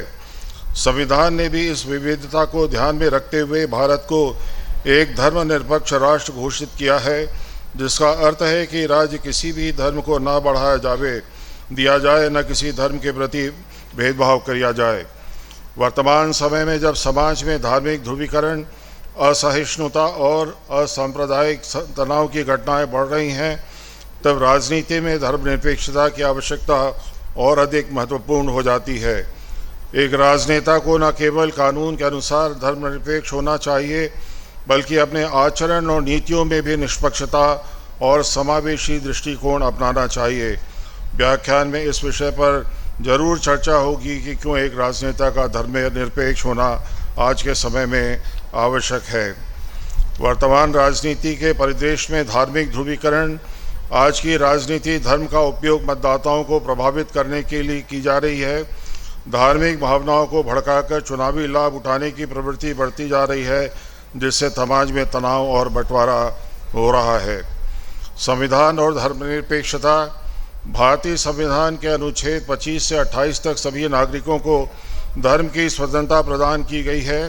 संविधान में धर्मनिरपेक्षता को सुनिश्चित करने के लिए प्रावधान किए गए हैं, जैसे कि अनुच्छेद 25 में प्रत्येक व्यक्ति को अपने धर्म को मानने, उसका पालन करने और प्रचार करने की स्वतंत्रता है।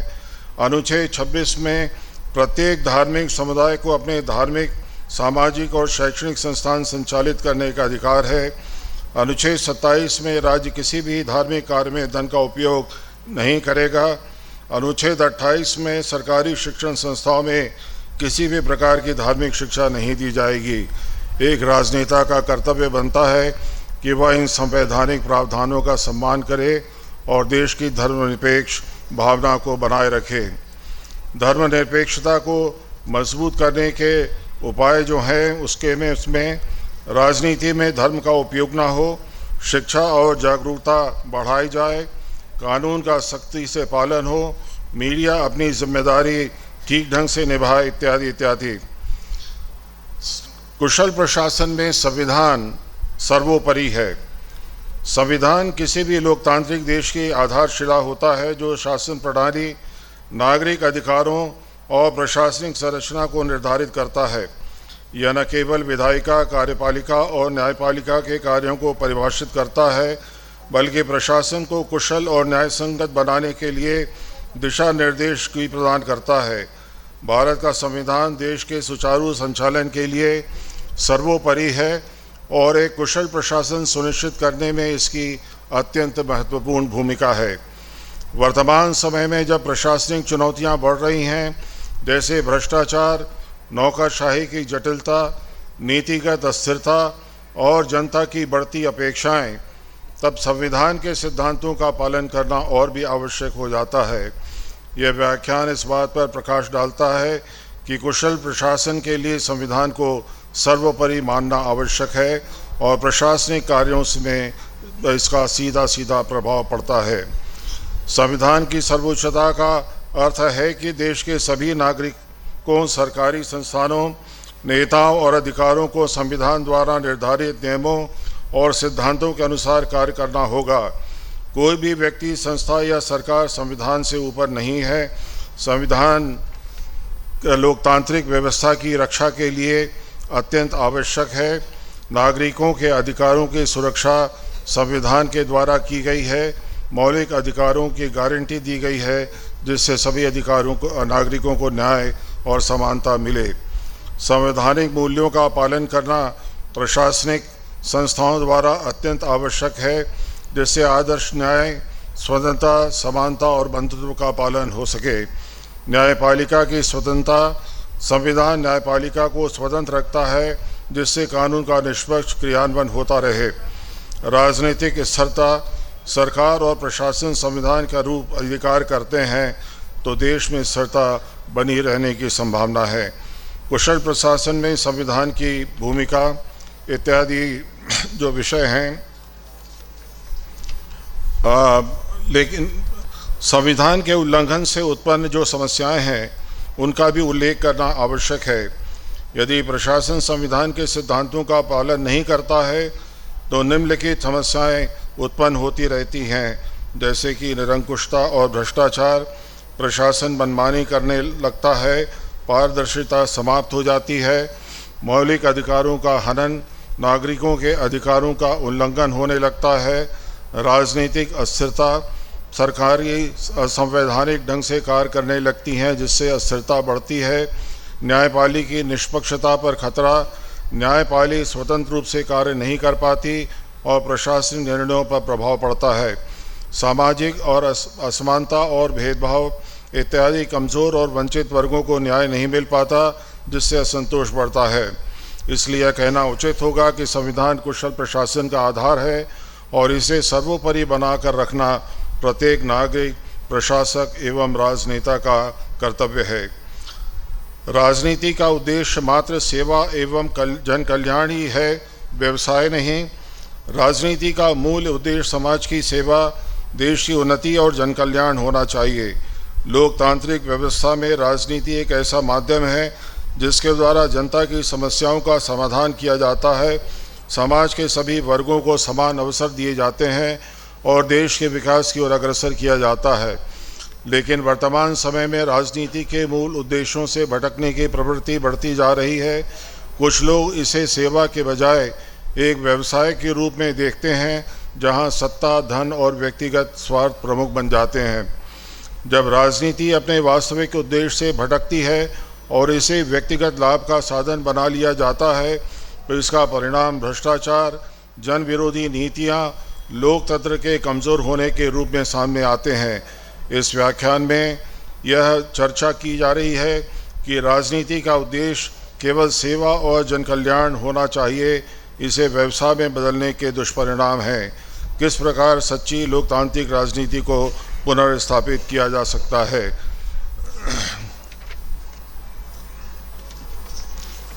न्यायिक व्यवस्था पर टूटता जन विश्वास लोकतंत्र एवं जनहित को एक गंभीर खतरा है। भारतीय न्यायपालिका को लोकतंत्र के 3 स्तंभों में से एक माना जाता है, जो नागरिकों के अधिकारों की रक्षा करने एवं न्याय प्रदान करने की सर्वोच्च संस्था के रूप में कार्य करती है। लेकिन हाल के वर्षों में न्याय व्यवस्था की निष्पक्षता, पारदर्शिता और कार्यप्रणाली को लेकर जनता के बीच अविश्वास लगातार बढ़ता जा रहा है। यदि यह प्रवृत्ति जारी रहती है तो यह लोकतंत्र और जनहित के लिए एक गंभीर खतरा है। न्याय प्रक्रिया में देरी, न्यायाधीशों की निष्पक्षता पर सवाल, भ्रष्टाचार के आरोप, राजनीतिक हस्तक्षेप और आम जनता की न्याय तक सीमित पहुंच, ऐसी समस्याएं इस अविश्वास का मूल कारण हैं। न्याय मिलने में देरी एक स्थायी समस्या है। भारतीय न्यायपालिका में न्याय में देरी न्याय से वंचित करने के समान है कि स्थिति आम हो गई है। करोड़ों मुकदमे वर्षों से लंबित हैं, जिससे न्याय प्रणाली की प्रभावशीलता पर सवाल उठ खड़ा हुआ है। न्यायिक प्रक्रियाओं की जटिलता इतनी जटिल और लंबी है कि एक साधारण मामला भी दशकों तक खींचा जा सकता है। न्यायाधीशों की कमी, भारत के प्रति लाख जनसंख्या पर न्यायाधीशों की संख्या बहुत कम है, जिससे अदालतों पर बोझ बढ़ता जा रहा है। लंबित मामले उच्चतम न्यायालय, उच्च न्यायालय एवं निचली अदालतों में लाखों की संख्या में लंबित हैं, जिससे त्वरित न्याय संभव नहीं हो पा रहा है। न्यायपालिका में पारदर्शिता और जवाबदेही की कमी के कारण जो खतरा उत्पन्न हो रहा है वह बहुत ही गंभीर है। न्यायाधीशों की नियुक्ति प्रक्रिया पर हमेशा सवाल उठते रहे हैं। कॉलेजियम प्रणाली में पारदर्शिता की कमी होने के कारण न्यायपालिका की विश्वसनीयता पर संदेह उत्पन्न हो रहा है। भ्रष्टाचार के आरोप कई बार न्यायिक अधिकारियों पर लग चुके हैं, जिससे जनता का विश्वास कमज़ोर होता जा रहा है। न्याय तक सीमित पहुंच गरीबों और कमज़ोर वर्गों की मुश्किलें हैं। महंगे वकीलों मुझ जैसे लंबी कानूनी प्रक्रिया के कारण न्याय केवल अमीर और प्रभावशाली लोगों तक सीमित दिखाई देते हैं। लोक अदालतों की सीमाएं हैं। लोक अदालतों और वैकल्पिक विवाद समाधान तंत्र की पहुंच भी सीमित है और वे सभी प्रकार के मामलों का निपटारा करने में सक्षम नहीं हैं। जब विवादास्पद न्यायिक निर्णय होते हैं तब जन संतोष उभरता है। महत्वपूर्ण मामलों में जब देरी होती है और असंगत फैसले दिए जाते हैं, जनता में फिर असंतोष बढ़ता है। कई बार न्यायिक निर्णयों में सत्ता या प्रभावशाली वर्ग का पक्ष झुकता हुआ दिखाई देता है, जिससे निष्पक्षता पर सवाल उठते हैं। जनता के विश्वास को पुनः स्थापित करने के लिए न्याय प्रक्रिया में गति लाना होगा। न्यायपालिका में पारदर्शिता और जवाबदेही सुनिश्चित करनी होगी। न्यायपालिका की स्वतंत्रता और निष्पक्षता सुनिश्चित करनी होगी। न्यायपालिका की विश्वसनीयता लोकतंत्र की स्थिरता और सुचारू कार्यप्रणाली के अनिवार्य है। यदि जनता न्यायिक व्यवस्था पर विश्वास खो देती है तो लोकतांत्रिक मूल्यों को बनाए रखना असंभव है। यह केवल न्यायपालिका का नहीं बल्कि पूरे समाज और राष्ट्र का दायित्व है कि न्याय प्रणाली को निष्पक्ष, पारदर्शी और प्रभावी बनाया जाए। हमें यह सुनिश्चित करना होगा कि न्याय प्रणाली केवल कानून के दायरे में ही नहीं बल्कि नैतिकता और सामाजिक न्याय के सिद्धांतों पर भी आधारित होकर कार्य करे। न्यायपालिका को अपनी निष्पक्षता बनाए रखने के लिए जनता को यह विश्वास दिलाना होगा कि भारत में कानून के समक्ष सभी नागरिक समान हैं। भारत की संस्कृति एवं विरासत को जनजीवन में अपनाने की आवश्यकता। भारत अपनी समृद्ध संस्कृति, प्राचीन परंपराओं और गौरवशाली विरासत के लिए विश्व भर में प्रसिद्ध है। यह देश हजारों वर्षों से ज्ञान, कला, साहित्य, आध्यात्मिकता और विविधता का केंद्र बना रहा है। यहाँ की संस्कृति न केवल इतिहास की गाथा है बल्कि यह हमारे जीवन का मूल आधार। हमारी भाषा, परंपराएं, कला, संगीत, योग, आयुर्वेद, वास्तुकला, लोकगीत, नृत्य और नैतिक मूल्य केवल इतिहास का हिस्सा न बनकर हमारे जीवन की प्रेरणा बने, इस बात पर प्रकाश डालना आवश्यक है कि भारत की संस्कृति एवं विरासत को जनजीवन में लाने की आवश्यकता है। इसके लिए अनेक उपाय किए जा सकते हैं। भारत की संस्कृति और विरासत का सीधा संबंध आत्मसम्मान और राष्ट्रीय गौरव से है। यदि हम अपनी संस्कृति को अपनाएंगे तो यह हमारे आत्मसम्मान और राष्ट्रीय गौरव को बढ़ाएगी। विदेशी सभ्यताओं का अनुकरण करने के बजाय हमें अपनी सांस्कृतिक धरोहर पर गर्व करना चाहिए और इसे आगे बढ़ाना चाहिए।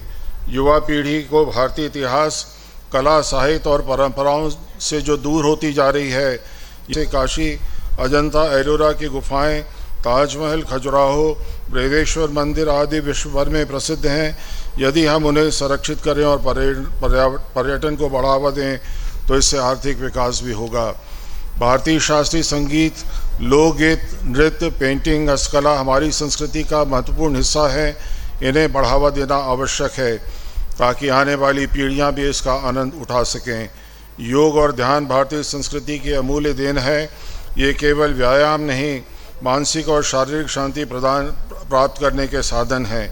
यदि लोग इन्हें अपने जीवन में शामिल करें तो यह न केवल उनके स्वास्थ्य के लिए बल्कि पूरे समाज के लिए कल्याणकारी सिद्ध होगी। भारत की संस्कृति और विरासत को जनजीवन में बनाए रखने के लिए हमें पारिवारिक, शैक्षिक, सामाजिक और सांस्कृतिक स्तर पर प्रयास करने होंगे। परिवार में बच्चों को भारतीय परंपराओं, इतिहास और नैतिक मूल्यों से अवगत कराना, त्योहारों को पारंपरिक तरीके से मनाना, संस्कृत श्लोकों को, लोक कथाओं व महाकाव्यों की परंपरा को जीवंत रखना आवश्यक है। शिक्षा प्रणाली में भारतीय संस्कृति, साहित्य, लोक कला और क्षेत्रीय भाषाओं को बढ़ावा देने की आवश्यकता है ताकि युवा पीढ़ी अपनी जड़ों से जुड़ सके। मीडिया और मनोरंजन के माध्यम से सांस्कृतिक जागरूकता बढ़ाने के लिए टेलीविज़न, फिल्में, वृत्तचित्र, डिजिटल और सोशल मीडिया का उपयोग भारत के अलावा ऐतिहासिक धरोहरों और स्मारकों की रक्षा और शिल्प को बढ़ावा देने के लिए अधिक मंच उपलब्ध कराए जाने चाहिए। भारतीय जीवन शैली और परंपराओं को अपनाने के लिए योग, आयुर्वेद, ध्यान और सात्विक आहार को प्रोत्साहित किया जाना चाहिए। साथ ही भारतीय परिधान, हस्तशिल्प और स्वदेशी उत्पादों का उपयोग भी बढ़ाना चाहिए। भारत अक्षुण्ण बनाने का अथक प्रयास किया है, जिससे हमें प्रेरणा लेकर अपने परिवार, समाज और शिक्षा प्रणाली में भारतीय संस्कृति को पुनर्जीवित करना चाहिए। यदि हम अपनी सांस्कृतिक बल्कि विश्व को भी भारतीय संस्कृति की महानता से परिचय करा पाएंगे।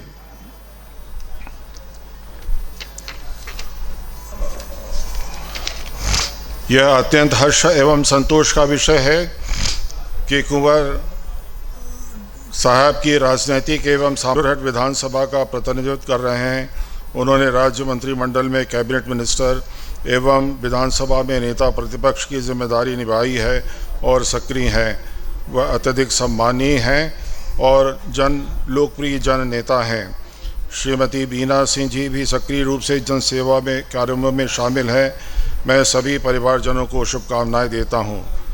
अर्जुन सिंह जी के योगदानों को याद रखते हुए यह आवश्यक कि हम उनके समावेशी और प्रगतिशील भारत के दृष्टिकोण को आगे बढ़ाएं। आज की दुनिया की चुनौतियां आर्थिक असमानता, सामाजिक सद्भाव के लिए खतरे और शिक्षा तक आसमान तक पहुंच हमसे अपेक्षा करती हैं कि हम उन आदर्शों का पालन करें जिनके लिए उन्होंने संघर्ष किया। अंत में मैं श्री अर्जुन सिंह जी का जीवन हम सभी के लिए प्रेरणा का स्रोत है, जो समानता, शिक्षा, अनुशासन, सुशासन और सामाजिक न्याय में विश्वास रखते हैं। उनकी विरासत केवल स्मरण करने योग्य नहीं है, बल्कि इसे सक्रिय रूप से आगे बढ़ाने की आवश्यकता है।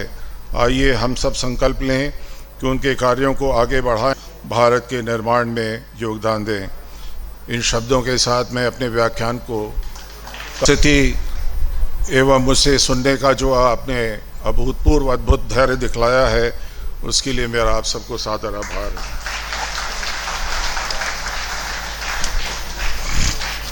भारत के निर्माण में योगदान दें।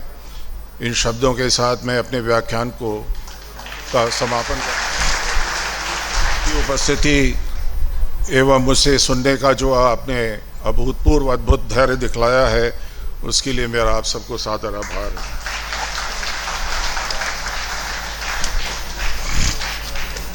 बहुत धन्यवाद सर इस अद्भुत व्याख्यान के लिए। और यह समझ में आ रहा था आपके व्याख्यान के समय कि एक वरिष्ठ और सुचिंतित अधिवक्ता को हम लोग सुन रहे हैं। सारे अनुच्छेदों और तर्कों के साथ सामाजिक न्याय की कैसे स्थापना हो और दक्ष प्रशासन का क्या अर्थ है, सुस्पष्ट तरीके से जिस प्रकार आपने व्याख्यायित किया, मैं श्रोतागण से अनुरोध करता हूं कि एक बार करतल ध्वनि माननीय कुलगुरु आदरणीय प्रोफेसर राजेंद्र कुमार कुरड़िया जी को सादर आमंत्रित करता हूं।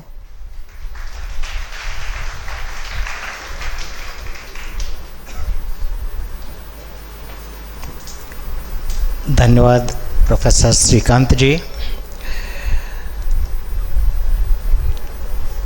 सर्वप्रथम मैं अपने गुरु का चरण वंदन करता हूँ। गुरुर् ब्रह्मा गुरुर्विष्णु गुरुर्देवो महेश्वराय गुरुर साक्षात परम ब्रह्मम तस्मै श्री गुरुवे नमः। मैं अपने गुरु परमहंस योगानंद जी को सादर प्रणाम करते हुए इस गौरवमयी परंपरा में जो व्याख्यान माला आयोजित की जा रही है, उसमें मंचासीन हमारे आज के मुख्य वक्ता और मुख्य अतिथि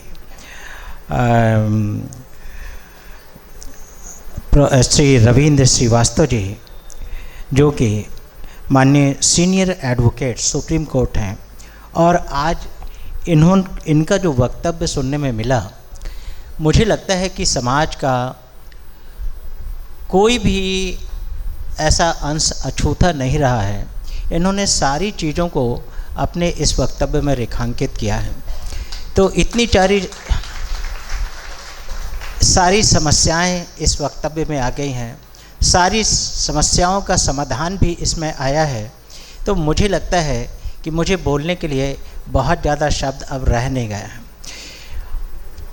और मंचासीन श्री प्रहलाद सिंह जी, उपाध्यक्ष कुंवर अर्जुन सिंह विचारधारा समिति, हमारे कुल सचिव प्रोफेसर सुरेंद्र सिंह जी, मंचासीन श्री विजय सिंह जी, सदस्य कुंवर अर्जुन सिंह विचारधारा समिति, और सभागार में जिनको मैं लगभग मुझे याद है कि 78-79 से मैं विभिन्न मंचों में देखता रहा हूँ, प्रत्यक्षदर्शी भी रहा हूँ जबलपुर में, और मेरा जो गृह नगर है सिहोरा में भी, वहाँ पर भी मैंने उनको देखा है। ऐसे श्री अजय सिंह जी, और जिनको प्यार से राहुल भैया के नाम से जाना जाता है, श्री सुखेंद्र सिंह जी मऊगंज से, सीनियर एडवोकेट श्री सुशील तिवारी जी, परम आदरणीय हमारे बीच में विद्यमान ब्रह्मचारी वल्लभ चैतन्य जी जो चिन्मया मिशन रीवा से हैं, मैं मीडिया के बंधुओं, मेरे छात्र छात्राओं, मुझे लगता है कि एक स्रोत का प्रस्फुटन चुरहट से होता है। ये बात 1930 की, और वह स्रोत जब बातें उठती हैं तो कहीं न कहीं यदि हम जनप्रतिनिधियों की बात करते हैं तो परम श्रद्धेय कुंवर अर्जुन सिंह की बात जरूर आ जाती है। किसी न किसी रूप में कहीं न कहीं उनको सुनने के लिए हमको मिल ही जाता है। ये बोला जाता है कि रीवा के लोगों का उन्होंने बहुत भला किया। मैं अभी बैठे बैठे चिंतन में कर रहा था कि वह स्रोत जो चुरहट से प्रस्फुटित हुआ और एक अविरल धारा के रूप में बहता हुआ, वह मध्य प्रदेश के सभी जिलों की सीमाओं को लांघ करके और प्रदेश की सीमाओं को लांघ करके फिर देश की सीमाओं में जाता है, और फिर देश की सीमाओं को भी लांघ करके अंतर्राष्ट्रीय सीमाओं में जाता है। तो उसने सिंचित केवल विंध्य की भूमि को नहीं किया, बल्कि उसने सिंचित पूरे प्रदेश को किया, पूरे देश को किया और पूरे राष्ट्र को किया। चिंतन का विषय यह है कि जब धारा निकलती है तो यह स्वाभाविक है कि वह सबसे पहले अपने स्थान को सिंचित करती है। तो कहीं उन्होंने कभी गलत नहीं किया, उन्होंने विंध्य क्षेत्र की मिट्टी को पहले सिंचित करने का काम किया। वह जो धारा थी, वह जो जल स्रोत था, उसने विंध्य की माटी को सबसे पहले सिंचित किया, यहाँ को ऊपर उठाने का कार्य किया।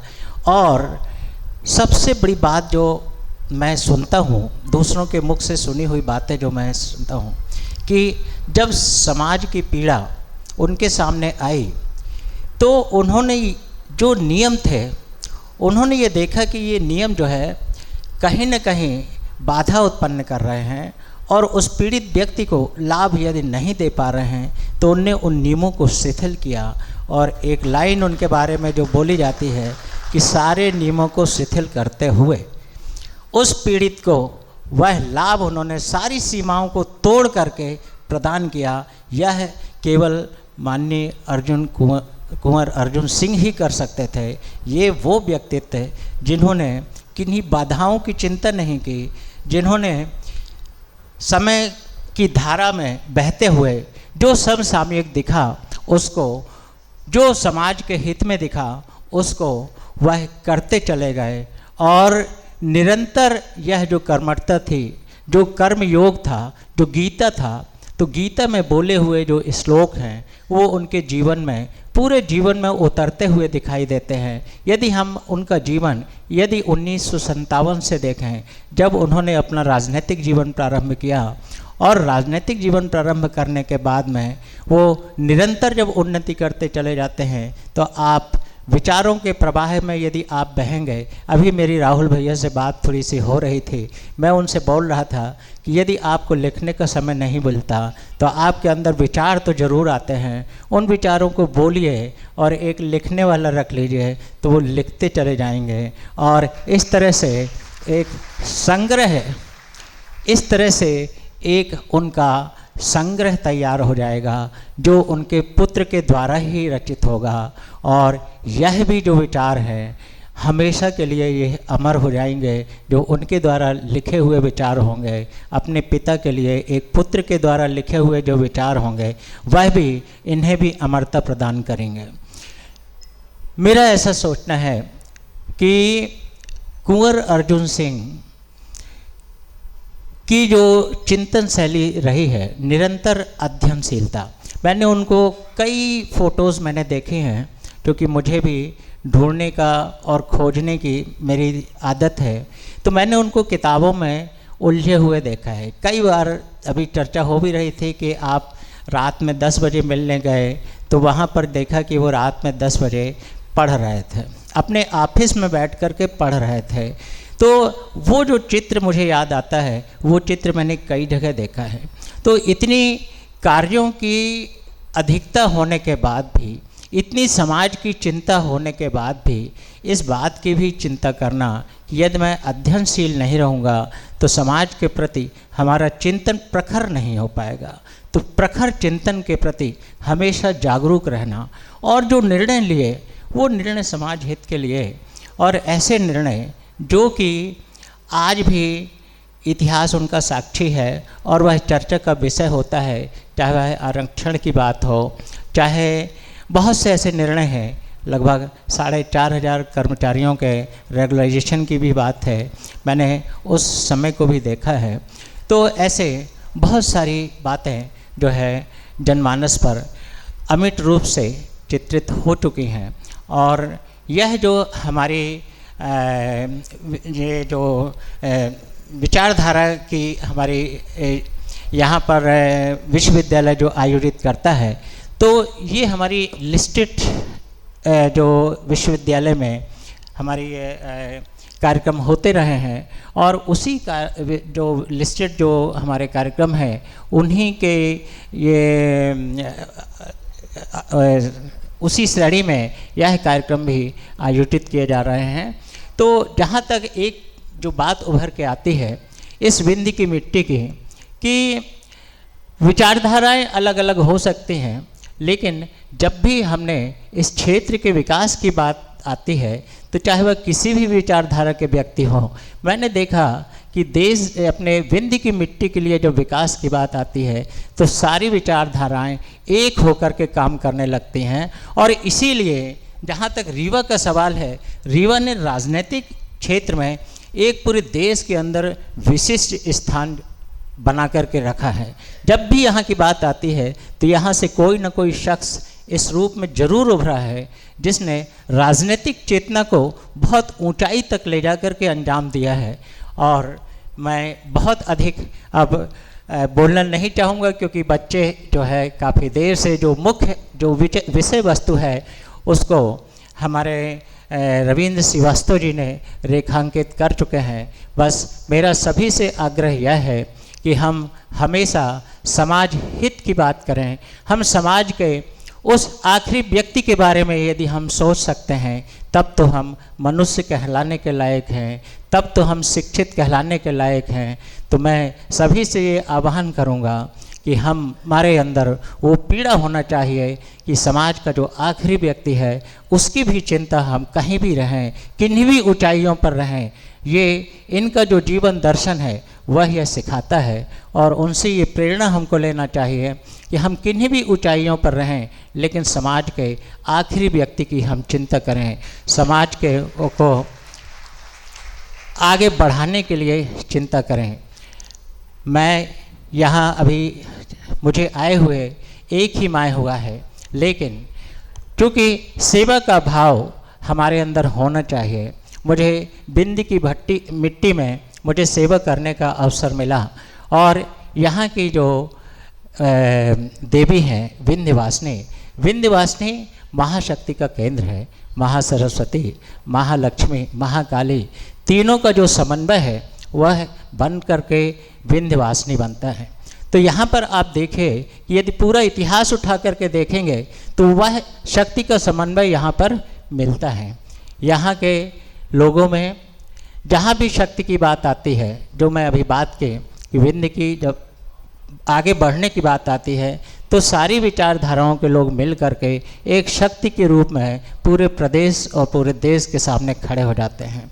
तो ये विंध्यवासिनी का क्षेत्र है, शक्ति का क्षेत्र है। तो हमारी संस्कृति को हमको संरक्षित करना चाहिए। अभी हमारे आदरणीय जो मुख्य वक्ता महोदय हैं उन्होंने आह्वान किया, उन्होंने इस बात की बात की, तो मैंने आने के बाद में यह निर्णय किया कि क्यों न हम यहाँ पर विश्वविद्यालय में बघेली पीठ की स्थापना करें, जिससे जो बघेली संस्कृति है उस संस्कृति का संरक्षण करने के लिए हम उसमें प्रयासरत रहेंगे। और एपीएस विश्वविद्यालय जो है यह बहुत जल्दी बघेली पीठ की स्थापना करने जा रहा है। क्योंकि यह क्षेत्र इससे बहुत ही पास में चित्रकूट है, यह क्षेत्र कहीं न कहीं रामगमन का क्षेत्र भी रहा है। तो यह विचार मन में आया कि क्यों ना हम यहाँ पर रामायण पीठ की स्थापना भी करें, ताकि वह जो है हमारी संस्कृति के संरक्षण में वह कार्य करे। एक और बात राहुल भैया और सभी को मैं बताना चाहता हूँ, ये बात कल ही मुझे आई और मैं निरंतर होमवर्क कर रहा हूँ इस समय पर कि कैसे हम विश्वविद्यालय को ऊंचाइयों पर ले जाएं। और मैं ये बात कहना चाहता हूँ कि मैं अपने 4 साल के कार्यकाल में हर दिन मैं विश्वविद्यालय के लिए ही जीना चाहता हूँ। विश्वविद्यालय को आगे बढ़ाने के लिए जो भी मुझसे हो सकेगा उसके लिए मैं प्रयासरत रहूँगा। और यहाँ पर हम एक और विचार कर रहे हैं, तो भारतीय ज्ञान परंपरा से संबंधित सारी चीज़ें, चाहे वह योग हो, चाहे वह आयुर्वेद हो, चाहे वह दूसरी चिकित्सा पद्धतियाँ हों, चाहे हमारे जनजातियों के बीच में जो ज्ञान है, बड़ी बड़ी जड़ी बूटियों के ज्ञाता हैं, आदिवासी लोगों के बीच में यदि आप जाएं तो उनको आप देखेंगे कि उन जड़ी बूटियों से वो असाध्य बीमारियों का भी इलाज कर देते हैं, उनका भी उपयोग हम कर सकें।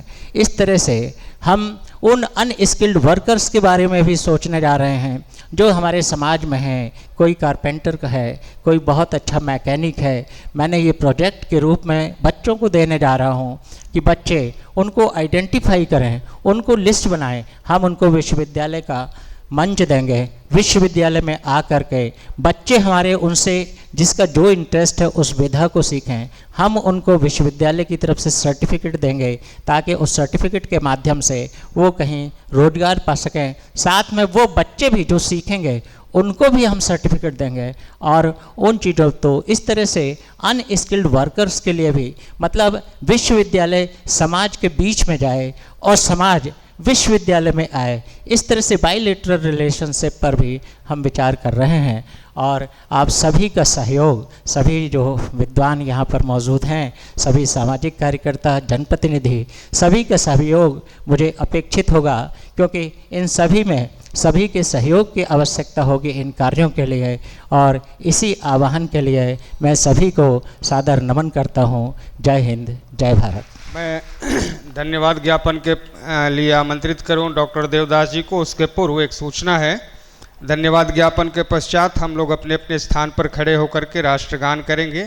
तत्पश्चात अध्यक्षता कर रहे अवधेश प्रताप सिंह विश्वविद्यालय के माननीय कुलगुरु प्रोफेसर राजेंद्र कुमार कुडेरिया जी, विशिष्ट अतिथि प्रहलाद सिंह जी, विशिष्ट अतिथि द्वय प्रोफेसर सुरेंद्र सिंह परिहार जी, स्वागत उद्बोधन कर रहे श्री विजय सिंह करचुली जी, कार्यक्रम का संचालन कर रहे दर्शन विभाग के आचार्य एवं अध्यक्ष प्रोफेसर श्रीकांत मिश्र जी, एवं नगर से पधारे समाज सेवी गणमान्य नागरिक बंधुओं, विश्वविद्यालय शिक्षण विभाग के आचार्यगण, अधिकारीगण, अतिथि विद्वानगण, कर्मचारीगण एवं मीडिया से पधारे मीडिया बंधुओं एवं हमारे शिक्षण विभाग से पधारे हुए प्यारे विद्यार्थियों के प्रति मैं दर्शन विभाग एवं अवधेश प्रताप सिंह विश्वविद्यालय की ओर से हार्दिक धन्यवाद एवं आभार व्यक्त करता हूँ। धन्यवाद।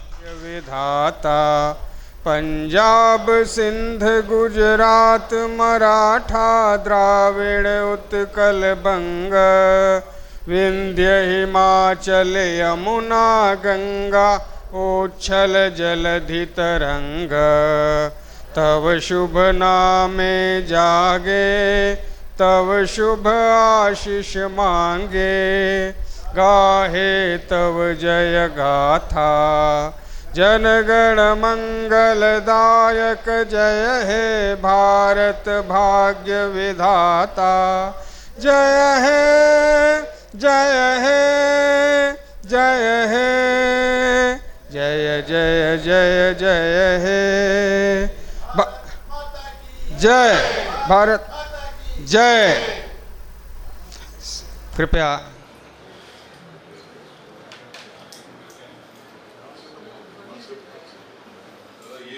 रोहन जॉन है, इनके फादर बहुत मेहनत करते थे समिति में, अब ये पूरा जी जान लगा के बहुत ही अच्छा।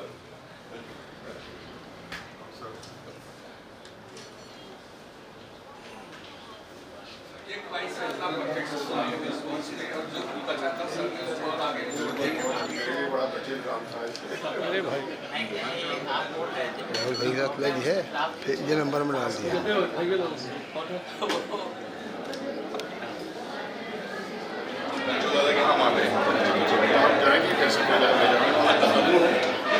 साथ में जा रही है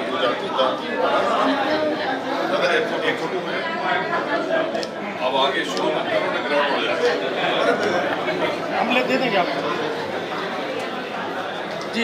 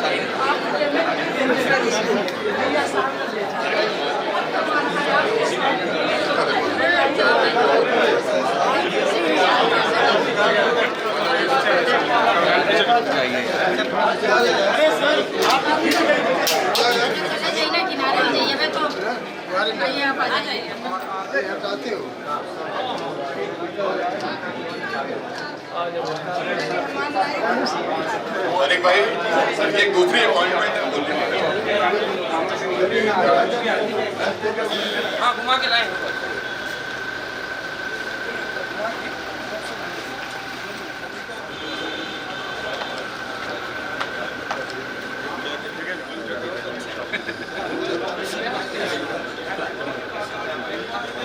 आपकी शादी में पूरा टाइम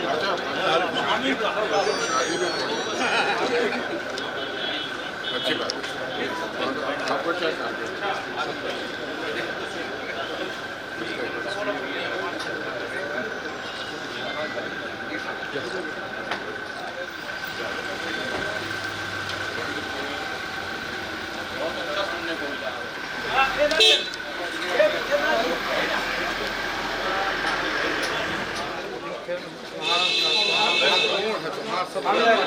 जी जी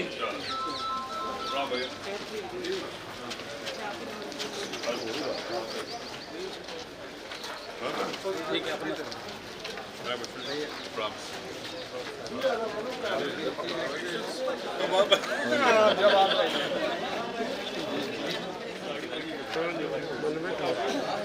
नमस्कार सर क्या गया